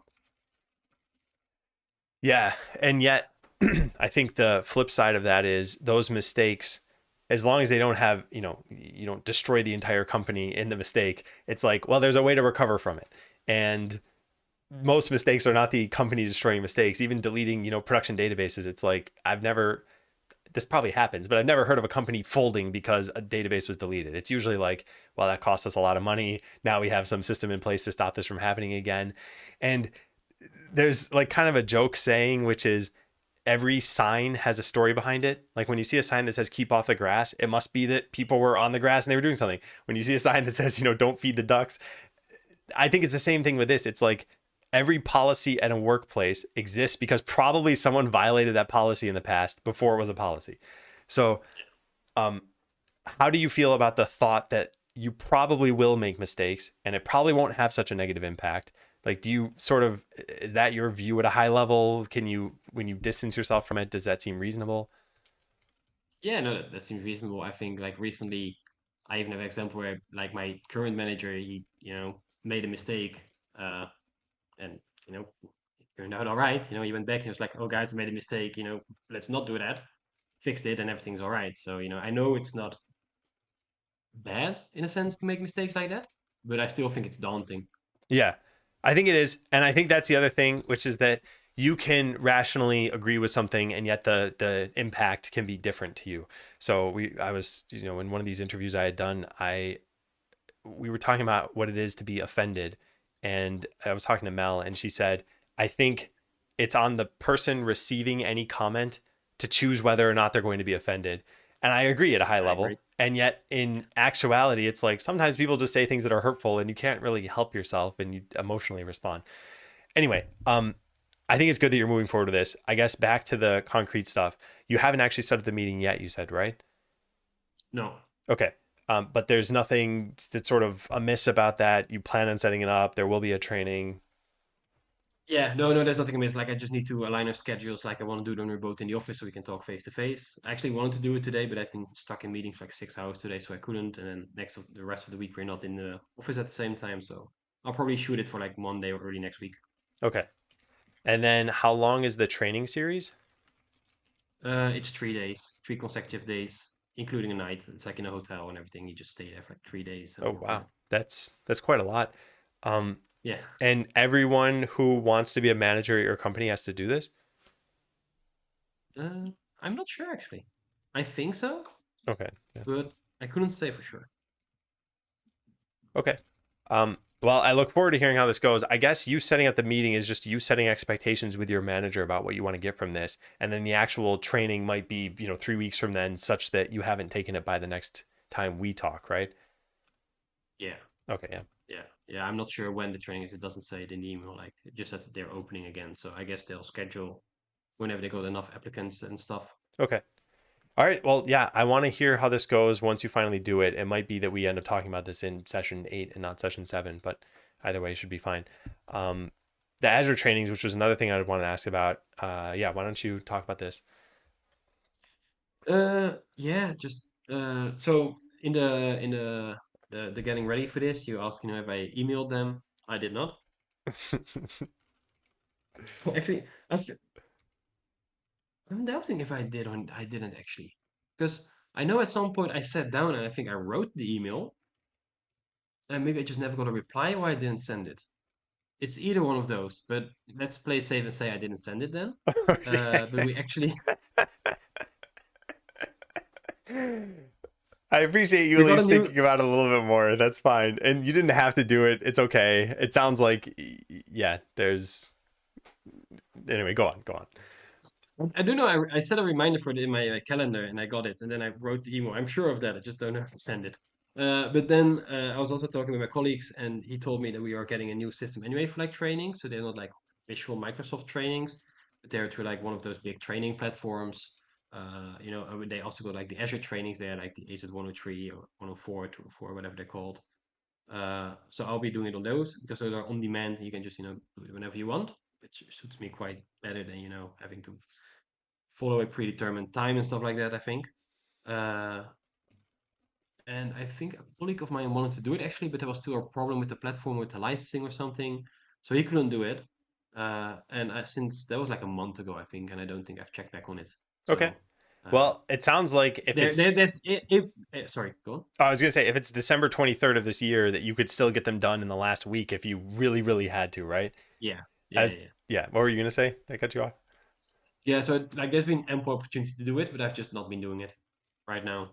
Okay. Um, the other thing I was going to say is it's kind of unfortunate, but this is one of the few cases where waiting benefited you. Like, if you had been Oh on top yeah. of this and had set up the meetings and had whatever flown to Canada or something to get the training, you would have been remiss when you found out, oh, I could have just clicked a couple buttons and started this, Saturday night if I felt like it. So Yeah, that yeah. worked out.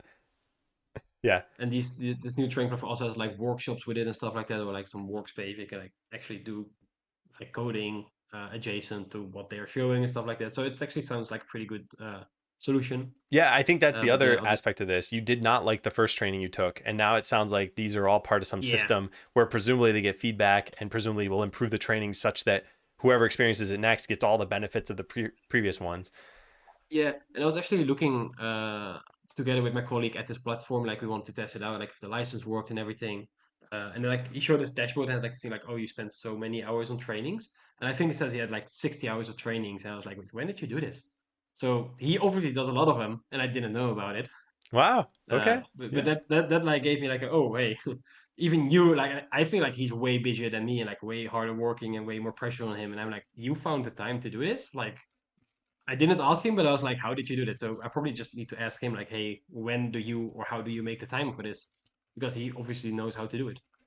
Yeah, and also that must mean that he liked the trainings. Whenever you see someone's got 60 hours of trainings, it means that they liked, sessions 1 and 2 enough to continue doing more, and then all of them ended up being good. So cool. I hope that helps. But what I want to ask about is you're currently in a period where you have not taken the trainings, and I believe there were two of them you had to take, and yet your team has been using Azure. Have you needed to use Azure more? Have you been affected by not having the trainings? Okay. No, no, like none of my responsibilities are still with Azure, so I think that also helps me like skirt responsibility to do the trainings right now because I don't need it right now. So it makes it easy for me to say like, oh, I'll do it when I need it. But Yeah. it's probably too late by then. I realize that. But Yeah, well, if you take a training, let's say 10 years ago you had taken an Azure training, it'd be probably nearly useless now because a lot of that information would have changed. Also, you would have forgotten a lot of it. I think it's the same thing here where there's some sweet spot of taking the training far enough ahead of time where you can build on that knowledge. But if you're not using Azure in the meantime, a lot of that's just going to feel like theoretical knowledge, even though you could be applying it. yeah, Is there a guarantee you're going to end up doing something with Azure, or could it just be that the rest of your team is constantly handling that and you don't have to worry about it? no, there is some low priority stuff I have on my to-do list that need Azure. So there is a use case where I could theoretically go and apply it right away Hmm. because the thing does need to get made, but it's like a really low priority thing when I got like lots of higher priority things. And you suspect that they'll become higher priority, these Azure related tasks? No, I think it's one of those things that stay at the bottom of the to-do list. So it's possible that this is sort of a distraction and it doesn't really benefit you, and that someone else could take these low priority tasks, or are you the only person who can work on the tasks? Well, not the only one that can work on it, but it's only my responsibility to do those Yeah, tasks. I see. Okay, well, I will say this. The trainings are probably not super long because it sounded like you had two of them. And even if they take all day, that's 2 days out of the work year. And Yeah, also, this knowledge will not go to waste. I mentioned this thing about, oh, what if you did this 10 years in the past? But it's not 10 years in the past. You're going to be doing this and then maybe sometime in the next year or two. And who knows, maybe you end up, once you get over that hump of, okay, now I know some things about Azure, maybe you start taking on more of that work naturally. And maybe you end up doing this management training and you're like, I want to do this stuff now. I want to become a manager. I don't want to do the Azure things. And I don't know. You never know. So I think it'll be interesting to see how that works. Is there anything else on the work radar, by the way? Because I wanted to kind of explore a little bit more here. We've talked about your trainings. We talked about the C++ project that you had. We've talked about the shift to management and the need to take some time off, actually having taken some time off. Where do you stand with work right now? Are you happy with things? Is your manager happy with things? Uh, am I happy with things? Kind of. Like I feel like at least work-wise, I've been able to rationalize for myself that like, hey, you've had a busy time, so it's okay to like, got a bit of slack on your work. But now I think I typed it later as well. I'm at this point where I'm like, am I still justifying taking it easy or taking advantage of it now? I'm like, where does, taking advantage start and, needing this time stop? Where I'm kind of starting to feel guilty again about taking it still, slower than usual at least. Hmm. But at the same time, I also feel like, the last week, I feel like I've been really productive again. So that was, kind of a confidence boost. Like, hey, you're getting on track again at least. Yeah, I've seen this happen for myself. I feel like you need to trust enough in your own tendencies. Like you have a tendency to do a lot and go full throttle on things. So when you have the energy to, you'll probably just naturally go back to doing a lot and going full throttle on things. And how long since you feel like the renovations toned down? I know you said you had to fix your washing machine and you still got to get lights and stuff, but that's, easier than every Wednesday night taking the entire night spending time with friends or your dad doing the work. How long do you feel it's been since you've had that space? Yeah, it's been 2 or 3 weeks now. Okay. And The there's a small amendment to that where I only handed over the keys of my old apartment last week. That was still like a mental stress thing, like still having like, two homes, double costs and everything, like handing it over, like is the final inspection gonna be okay? So like just being rid of all like, the moving stress, I think it's like last week. Yeah. Yeah, I would say this is not anything to worry about then yet. Also, you just mentioned you were productive and that boosted your confidence. I think it's reasonable to assume that's going to start continuing a little bit more. Um, how do you feel career wise, though? Not even just snapshot in time. How am I? What's the equation of how much time I'm putting into my job? How do you feel about where things are going? Uh, yeah. So it kind of depends because like I don't think it's like imposter syndrome level, but I always feel like I'm not at the point where I should be yet in my Hmm. career. And then I mean like more like my knowledge levels, like how quickly I can churn out code or programs or whatever I need to be working on. Yeah. Uh, but then again, I'm also right now spearheading one of our moves to the cloud for one of our big softwares, and those ones that I feel like I'm actually doing really good at Hmm. for my point in my career. So it's a bit of two sides there. Like some work I feel like I'm, not at the level I should be at, and some things I feel like I'm doing really good at right now. Okay. The stuff that you don't feel good at, what makes you like, do you want to be good at it? Is it just I take pride in my work, so I should be good at it? What would Yeah, I yeah. want to be good at it for sure. Like programming is still, my main uh, job I want to be doing. So I feel like, this should probably be the best thing I am at. There's an interesting thought, which is if you found out all of a sudden you were, I don't know, have you seen Goodwill Hunting, the movie? Yes. Yeah. If you found out you were, a math genius and that it somehow didn't translate to programming, would you still want to be a programmer? And I'm not actually asking this question. It's a thought process of if you have a set of skills that nobody else has in the world, that specific combination of things, and there's some probably perfect job out there that makes use of every single one of those skills, and it's probably impossible to find. But in a more concrete way, you could find a job that uses, most of them. Maybe you're a great project manager, or maybe you are really good at testing or something like that. So the question I actually do want to ask is, let's say you found out you were really good at managing people or at any other related role, you're good at designing or something. Would you want to shift into that, or do you want to keep programming as part of your job regardless of if you find out, oh man, there's something I'm just way better at or I like even more?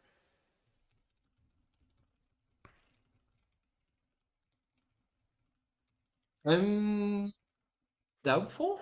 I think I would switch to it because it would mean I'm probably good at it. And if you're good at something, you make less mistakes. So that's like, the pride thing comes up again, and I don't want to fail at something. Mm-hmm. So I think that is why I would want to do it. But I also just really like programming a lot. But I think like, I would still do it in my spare time or something, when I can do it. So I probably would do the thing that suits me best then. Okay, and maybe this is too on the nose, but do you feel that programming suits you best?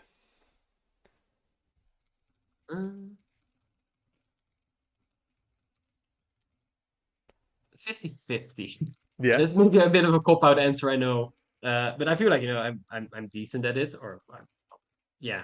I'm good enough at it that I always get my stuff done. My clients are always happy about the stuff I provide. Uh, but I think that maybe my people managing skills are better than my programming skills. Hmm. The reason I ask this stuff is because there's so much to consider when it comes to a career. And some people make a distinction between a job and a career. A job is something you're just doing and you get some money and it takes up some of your time, but a career is something you're sort of working toward. Whether or not you make that distinction, you still have to consider the next, 10 years or 15 years or 20 years of your life and what you'll be doing. I wonder, there's an effect of, if you're good at something or if you're better at something, will you naturally enjoy it a little bit more than the thing you're not as good at? And just based on how much work it takes you.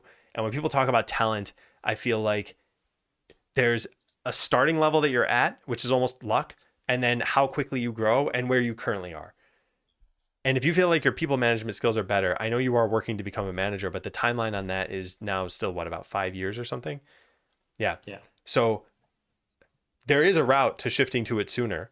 And it probably involves switching companies, which I know is not something you said you wanted to do. But it does make me wonder, where does that path, the management Remy, where is he happier? Is he more fulfilled? Is he just doing programming on the side and he's loving it? And now you're working on your rock climbing thing or the Digimon thing. So I'm just sort of spewing thoughts out there. What do you think about this stuff? I think the first thought that came to mind with that is like programming is the safe bet. Mm-hmm. Like I know I enjoy it, I know I'm good enough at it, to make a living off of it and everything. Where like the management thing is like new and can I do it? Uh, that's the first thought that came to mind with that. So I don't know Okay. if I'd be Well, happier like becoming a manager sooner than later. I am really not sure. yeah. I don't think you need to be able to answer that question. And I think you are going to start getting a taste of this more and more, because while the target for being a manager might be 5 years from now, the trainings are going to be in the next couple of months. You'll start talking to your manager about setting some expectations. And ideally, you get some just test run of this somehow. And I'd love if you could talk to your manager about, hey, can you allow me to manage one or two people in name only? Like, you don't control their compensation, you don't control it, whatever. You get some taste of it so that you can try it out and see either, oh man, yes, this is great. Like, I like this even more. And that way it doesn't take you 5 years to get to the point where you're like, oh, this is a better fit for me. Is there some way you could do that? Do you see that as even being possible?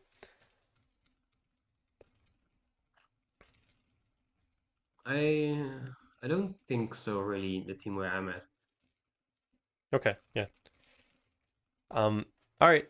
I I mean it depends, like because I've like I said, I'm managing a project now. I've managed a project last year, but those are all like it's me basically and the third party. So I am managing the project and myself, but not others. So I'm thinking like, do we have any projects coming up where it would be me and maybe someone else, and I could manage that. But wouldn't But your I'm not sure manager about have more that. insight into that, out of curiosity? Yeah, he probably would. Could you, if you were to float this idea by your manager and say, look, I've got this plan. I want to be as prepared as I can for it. And I want you to have enough runway too, in case you don't like it, to be able to find someone else to do this maybe.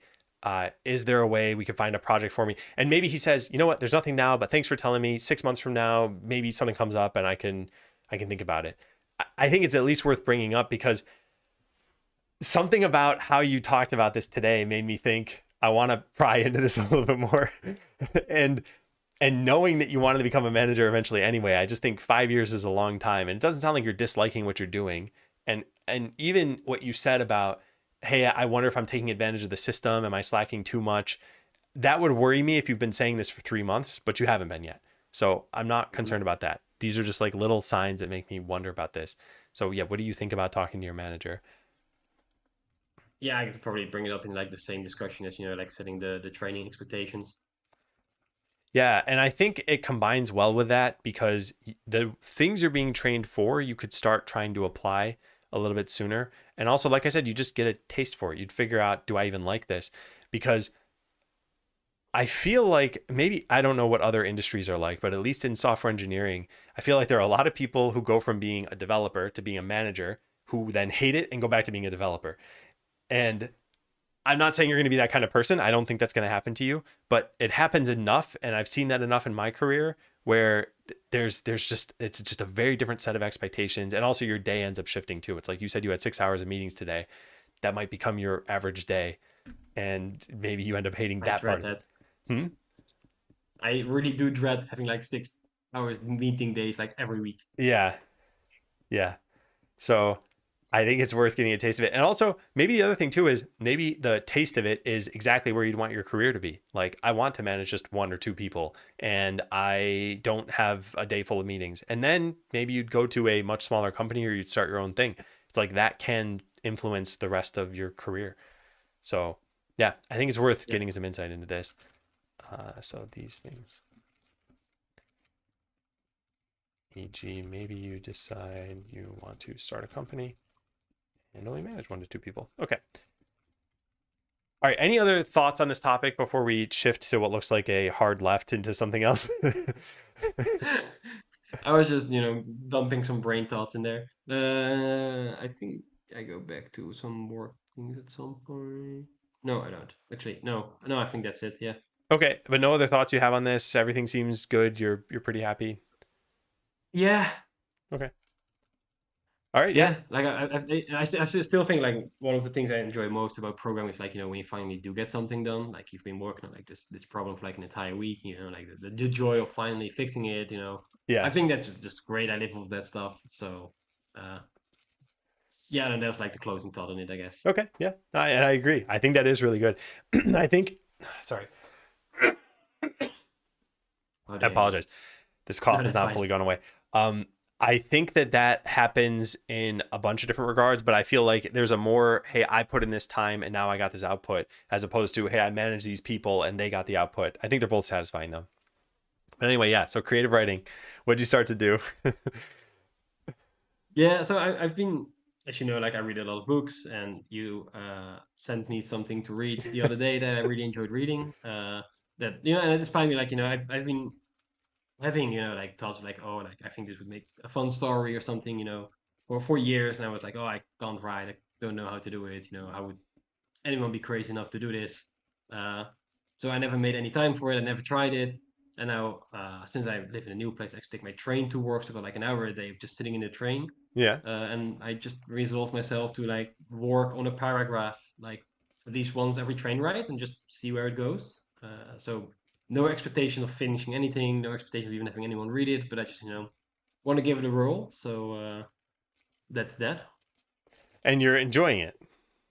Yeah, yeah, I am Yeah. enjoying it. And then I read it back and I'm like, what did I write down? And then I regret it and then I start over and I'm like, oh, this is actually pretty fun to do it. And then it's like the cycle of that. Yeah. No, but I'm really enjoying it. Yeah, and I was gonna say everyone has to start somewhere, and it doesn't matter what age you start at or what skills you had originally. If you're enjoying it and you do it, you will naturally get better. And also, that's how a lot of people just get started with new hobbies. So I think it's good that you're doing this. Um, yeah, let me know how that goes as you continue to do it. There's some other thing I want to say here. Oh yeah, um, there's a lot of resources now for anything you might want to do, right? If you wanted to do the Azure stuff, you've got now trainings you can access through your company. Do you think you'd ever seek out a group or a seminar or a community college class or something for creative writing? Possibly. There's also these great lectures by Brandon Sanderson, which is like one of my favorite writers out there, Yeah. and he puts them like all on YouTube, like creative classes, lectures, stuff like that. So I've been watching some of that, and I also found that actually ChatGPT is a really big help for stuff like this because I could just throw in a paragraph. And he's like, oh, mind some punctuation here. This spelling is a bit weird. So I think like it's my idea, and I just like ask like can you check it like grammar wise, and I think it's great for that because it really helps me. Where I'm like I know this sentence doesn't flow well or like isn't correct, Yeah. and it can grab some great info like hey if you just swap these words around then it's proper English. I, I So that's been really helpful. I think that is super helpful. I also think if it helped you with ideation, that's also totally fine. I think the questionable part is when you're like, hey, this was a 30% chat GPT written book and like I didn't even come up with some of these plot lines and didn't write them out. Yeah. So I think we live in Yeah, an no, I just use it for like spell checking and grammar basically yeah. because I think I'm not a native English speaker, so there's some things where I just know I struggle with, and it's great for that. Yeah, it is. Also, I don't know if you know this, but if you wanted to publish a book, getting an editor for it is not cheap. So, like, if ChatGPT is your editor for 90% of it, that's still really good. Yeah, Um, yeah. So, what's this? What's your nonogram usage at? You're not doing them anymore. yeah, they've got no grams. Yeah. Haven't been doing them for the like last month or something. Uh, so yeah, there was just something, like I said, like I'm always doing something to kill my idle time that I'm still trying to cut down on. Hmm. But every time I cut something out, something else comes. So it used to be Duolingo, and we talked about last session. And I just killed my streak the next day because, as we mentioned, like it's just doing that one exercise to keep the streak going and not really learning anything. So I killed that. That got replaced by the nonograms. Since you got me hyped for it, then I kind of burned out on that. So yeah, I'm still blaming you for the nonogram Oh yeah, that's addiction. fine. But now you're back to So I YouTube. cut that one. Sorry. I was gonna say now you're back to YouTube. Do you see this as a problem that things are filling your idle time? Because I don't think it's a problem. Yeah, kind of. So I think it's not necessarily a bad thing. I think it's a bad thing when I do it for like a minute. You know, like I'm waiting for my, Mm, I don't know, for the doors of the train to open and just saying something. And I'll be like on my phone for like that 1 minute. I'm like, I could just stare out this window for a minute. It'd be totally fine. Like I feel like cutting down on this, filling my idle time will in the end improve my attention span again. Because I feel like, over the years, like it's just going shorter and shorter because of, you know, phone usage and stuff like that. yeah. So I think that is a bad thing. Like I don't think, laying on the couch at the evening, watching a video on something. I think, that's a good thing because that's just enjoyment and relaxation. Okay. Uh, Okay. I think that's a healthy view of this because I was gonna say I don't think getting rid of your idle time or getting rid of quote unquote unproductive use of idle time, I don't think that's reasonable. But I have an idea. Have you seen these? They're not really phones, but they sort of look like phones in every other way except that they either don't have a cell connection or they don't let you install apps. They're typically like organization devices. So like you wouldn't be able to open up Discord on this, but you could mhm. still whatever figure out, I don't know, directions to wherever you're trying to go. Um, does that idea appeal to you, or do you feel like you'd still find some way to like rifle through the directions or the to-do list app you have on there? Oh no, I'd probably just bring my own phone. I don't think that would work for me. Okay, okay, yeah. Yeah, and either way that would be a big enough change. Um so do you struggle with cutting out those like 1 minute long distractions? Yeah, yeah, quite a bit. Because I often feel like I just catch myself doing it, where I'm like, I'm not consciously grabbing my phone and like, opening YouTube Shorts or something. Mhm. Like I just do it and I'm like, oh, I'm doing it again. Yeah, there was some And like, ridiculous stat that I read, which was the number of times the average person touches their phone in a given day. And a lot of times it's to look at it, but sometimes it's just like an idle, like, oh, that's my entertainment device. My hand is just naturally going to it. And I don't know. Yeah. oh yeah, like I could just be throwing it around in my hands. Like definitely, that this thing is like, oh, I don't have anything to do at this very moment. Grab my phone, look it, there's nothing there. Okay, start flipping it around. Yeah.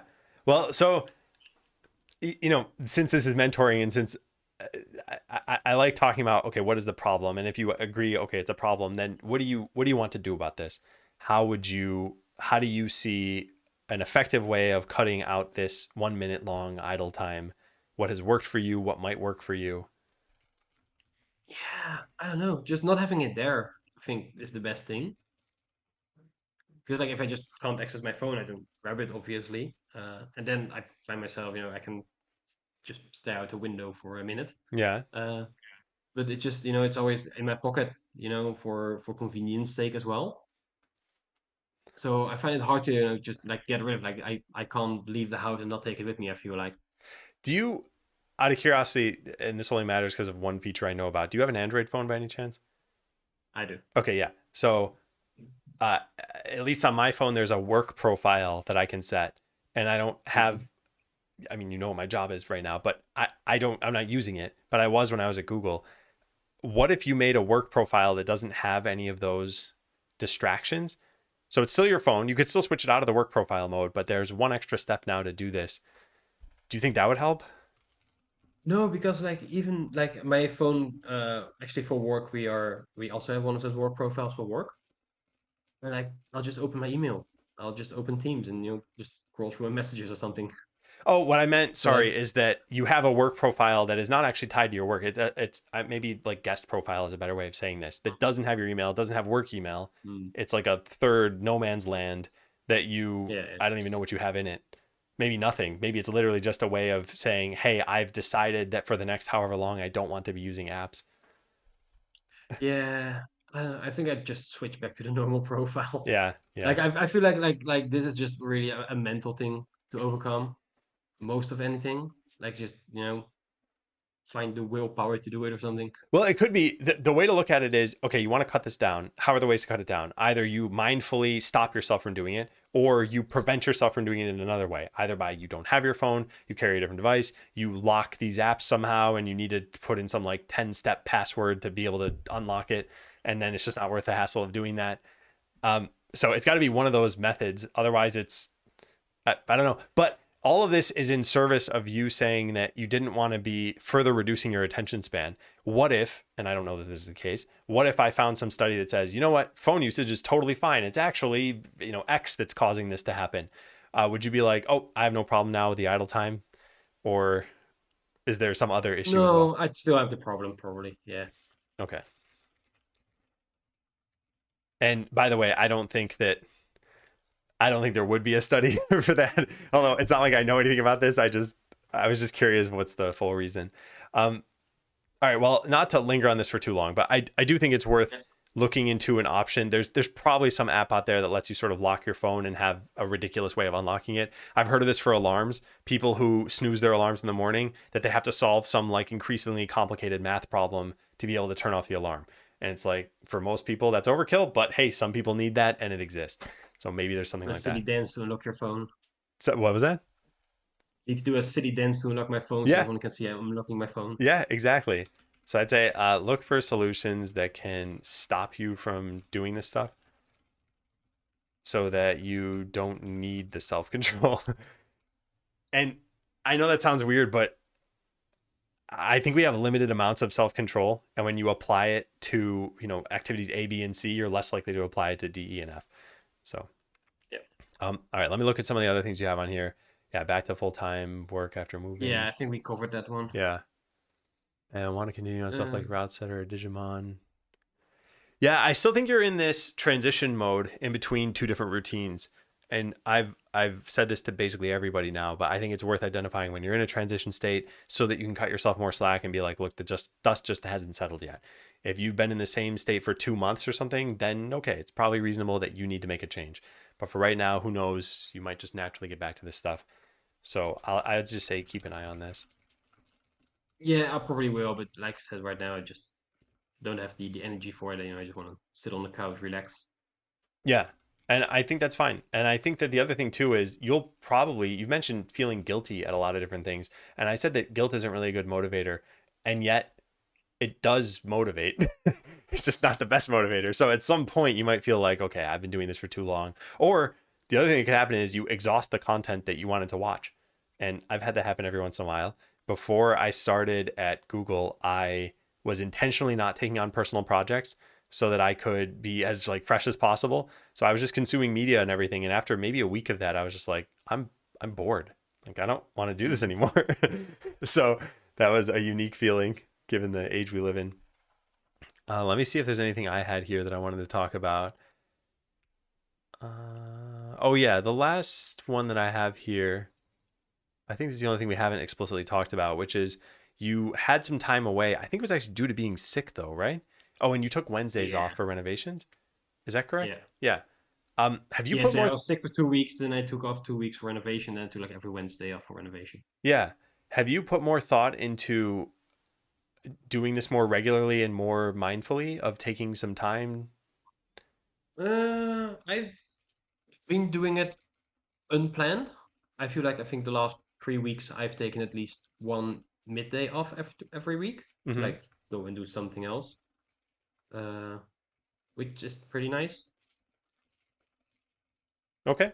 Yeah. I don't think there needs to be any major thing here. It's just I think you'd said something like you hadn't been taking the amount of vacation you could be taking. It was only the mandatory stuff you had to do. Um, Yeah. yeah. Yeah, I think this is really important because otherwise, I don't know. There's like a any activity you could have. You could either do it a little bit here and there, or you could do it in bursts. And it sounded like you were not really Not taking the doing it at all. vacation. Yeah, and now you're on the doing it here and there part. And who knows? Maybe Yeah. you eventually want to take some trip or something for 2 weeks, or just whatever, renovate the parts of your house that were low priority at the time. But yeah, I think that time off is really important. How do you feel about life in general? Is the last thing I want to ask, and I know that's a very open-ended question. Yeah, pretty Okay. good. There was a thumbs up there. You looked away, but there was a thumbs up. All No, right. for sure, yeah. All right, cool. Then I don't have anything else. I know we're at slightly under an hour, although there's no requirement that we go to an hour. So I want uh, a refund. I want a refund. All right, here's your $0 back. Thank you, thank you. Any other thoughts on your mind at all? All right, well then, thank No, you. that fly is still buzzing around. It is. How big is this Yeah, thing that you can't kill it with the electric fly swatter you got? it's massive. It was like this big. Okay, that's not as big It's as I thought it would massive. be. You were I thinking think like this big? just use a No. regular fly swatter. Well, good talking to It's you. just like one of the regular electric ones. Yeah. Oh, I have the same. Well, my parents, I guess, had the same one. I don't really have a fly problem here. Um, yeah, good talking to you. I hope that things are on the right track, and yeah, I look forward to the next session and kind of hearing how these things are going. Yep, thanks. Same. All right, cool. We'll Thank see you, you. Remy. Have a good rest of your night. See you next time. Bye. Bye. All right, chat. I'm gonna switch back to this and this and this and clap for Remy. Thank you for being here, Remy. It's always a challenge, I think, to sort of work up the courage for these sorts of things. Um, it's just different enough, I think. Yeah. So we are at 11:30. I don't want to transition back to game dev now, knowing that I'm going to take a lunch break very soon. Let me scroll up in chat really fast. There usually is not a lot of chat. Yeah, there isn't.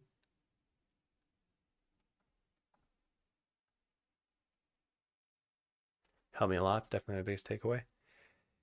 Yeah, I love the habit. I think it is great. Yeah. And yeah, Sanderson, I didn't mention this in the actual session that we had, but I found one of Sanderson's lectures as well. I haven't read any Brandon Sanderson, but my wife is a big fan. And I liked what he was saying.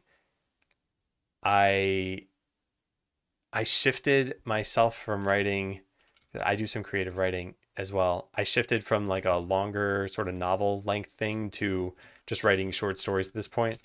They're much, much easier. There's less you have to keep in mind. Yeah. I think that electric fly swatter is universal. Yeah. Oh, plastic lockboxes. Yeah. That way it's not even a software solution or like minorly software. Yeah.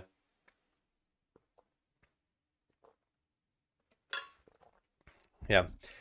All right. Well, I think I'll go get lunch. I hope you all enjoyed the mentoring session. I got to write some notes to myself about mentoring. So book another session with Remy and put the 6th session online. Yeah. All right. I'll go get lunch. I'll be back in probably about an hour, and we'll code the paladin, and then we'll see if there's any extra time. There probably won't be. I think most of the time making a new class takes about a day. So yeah. But thanks for watching. Thanks for being here, and I'll see you later.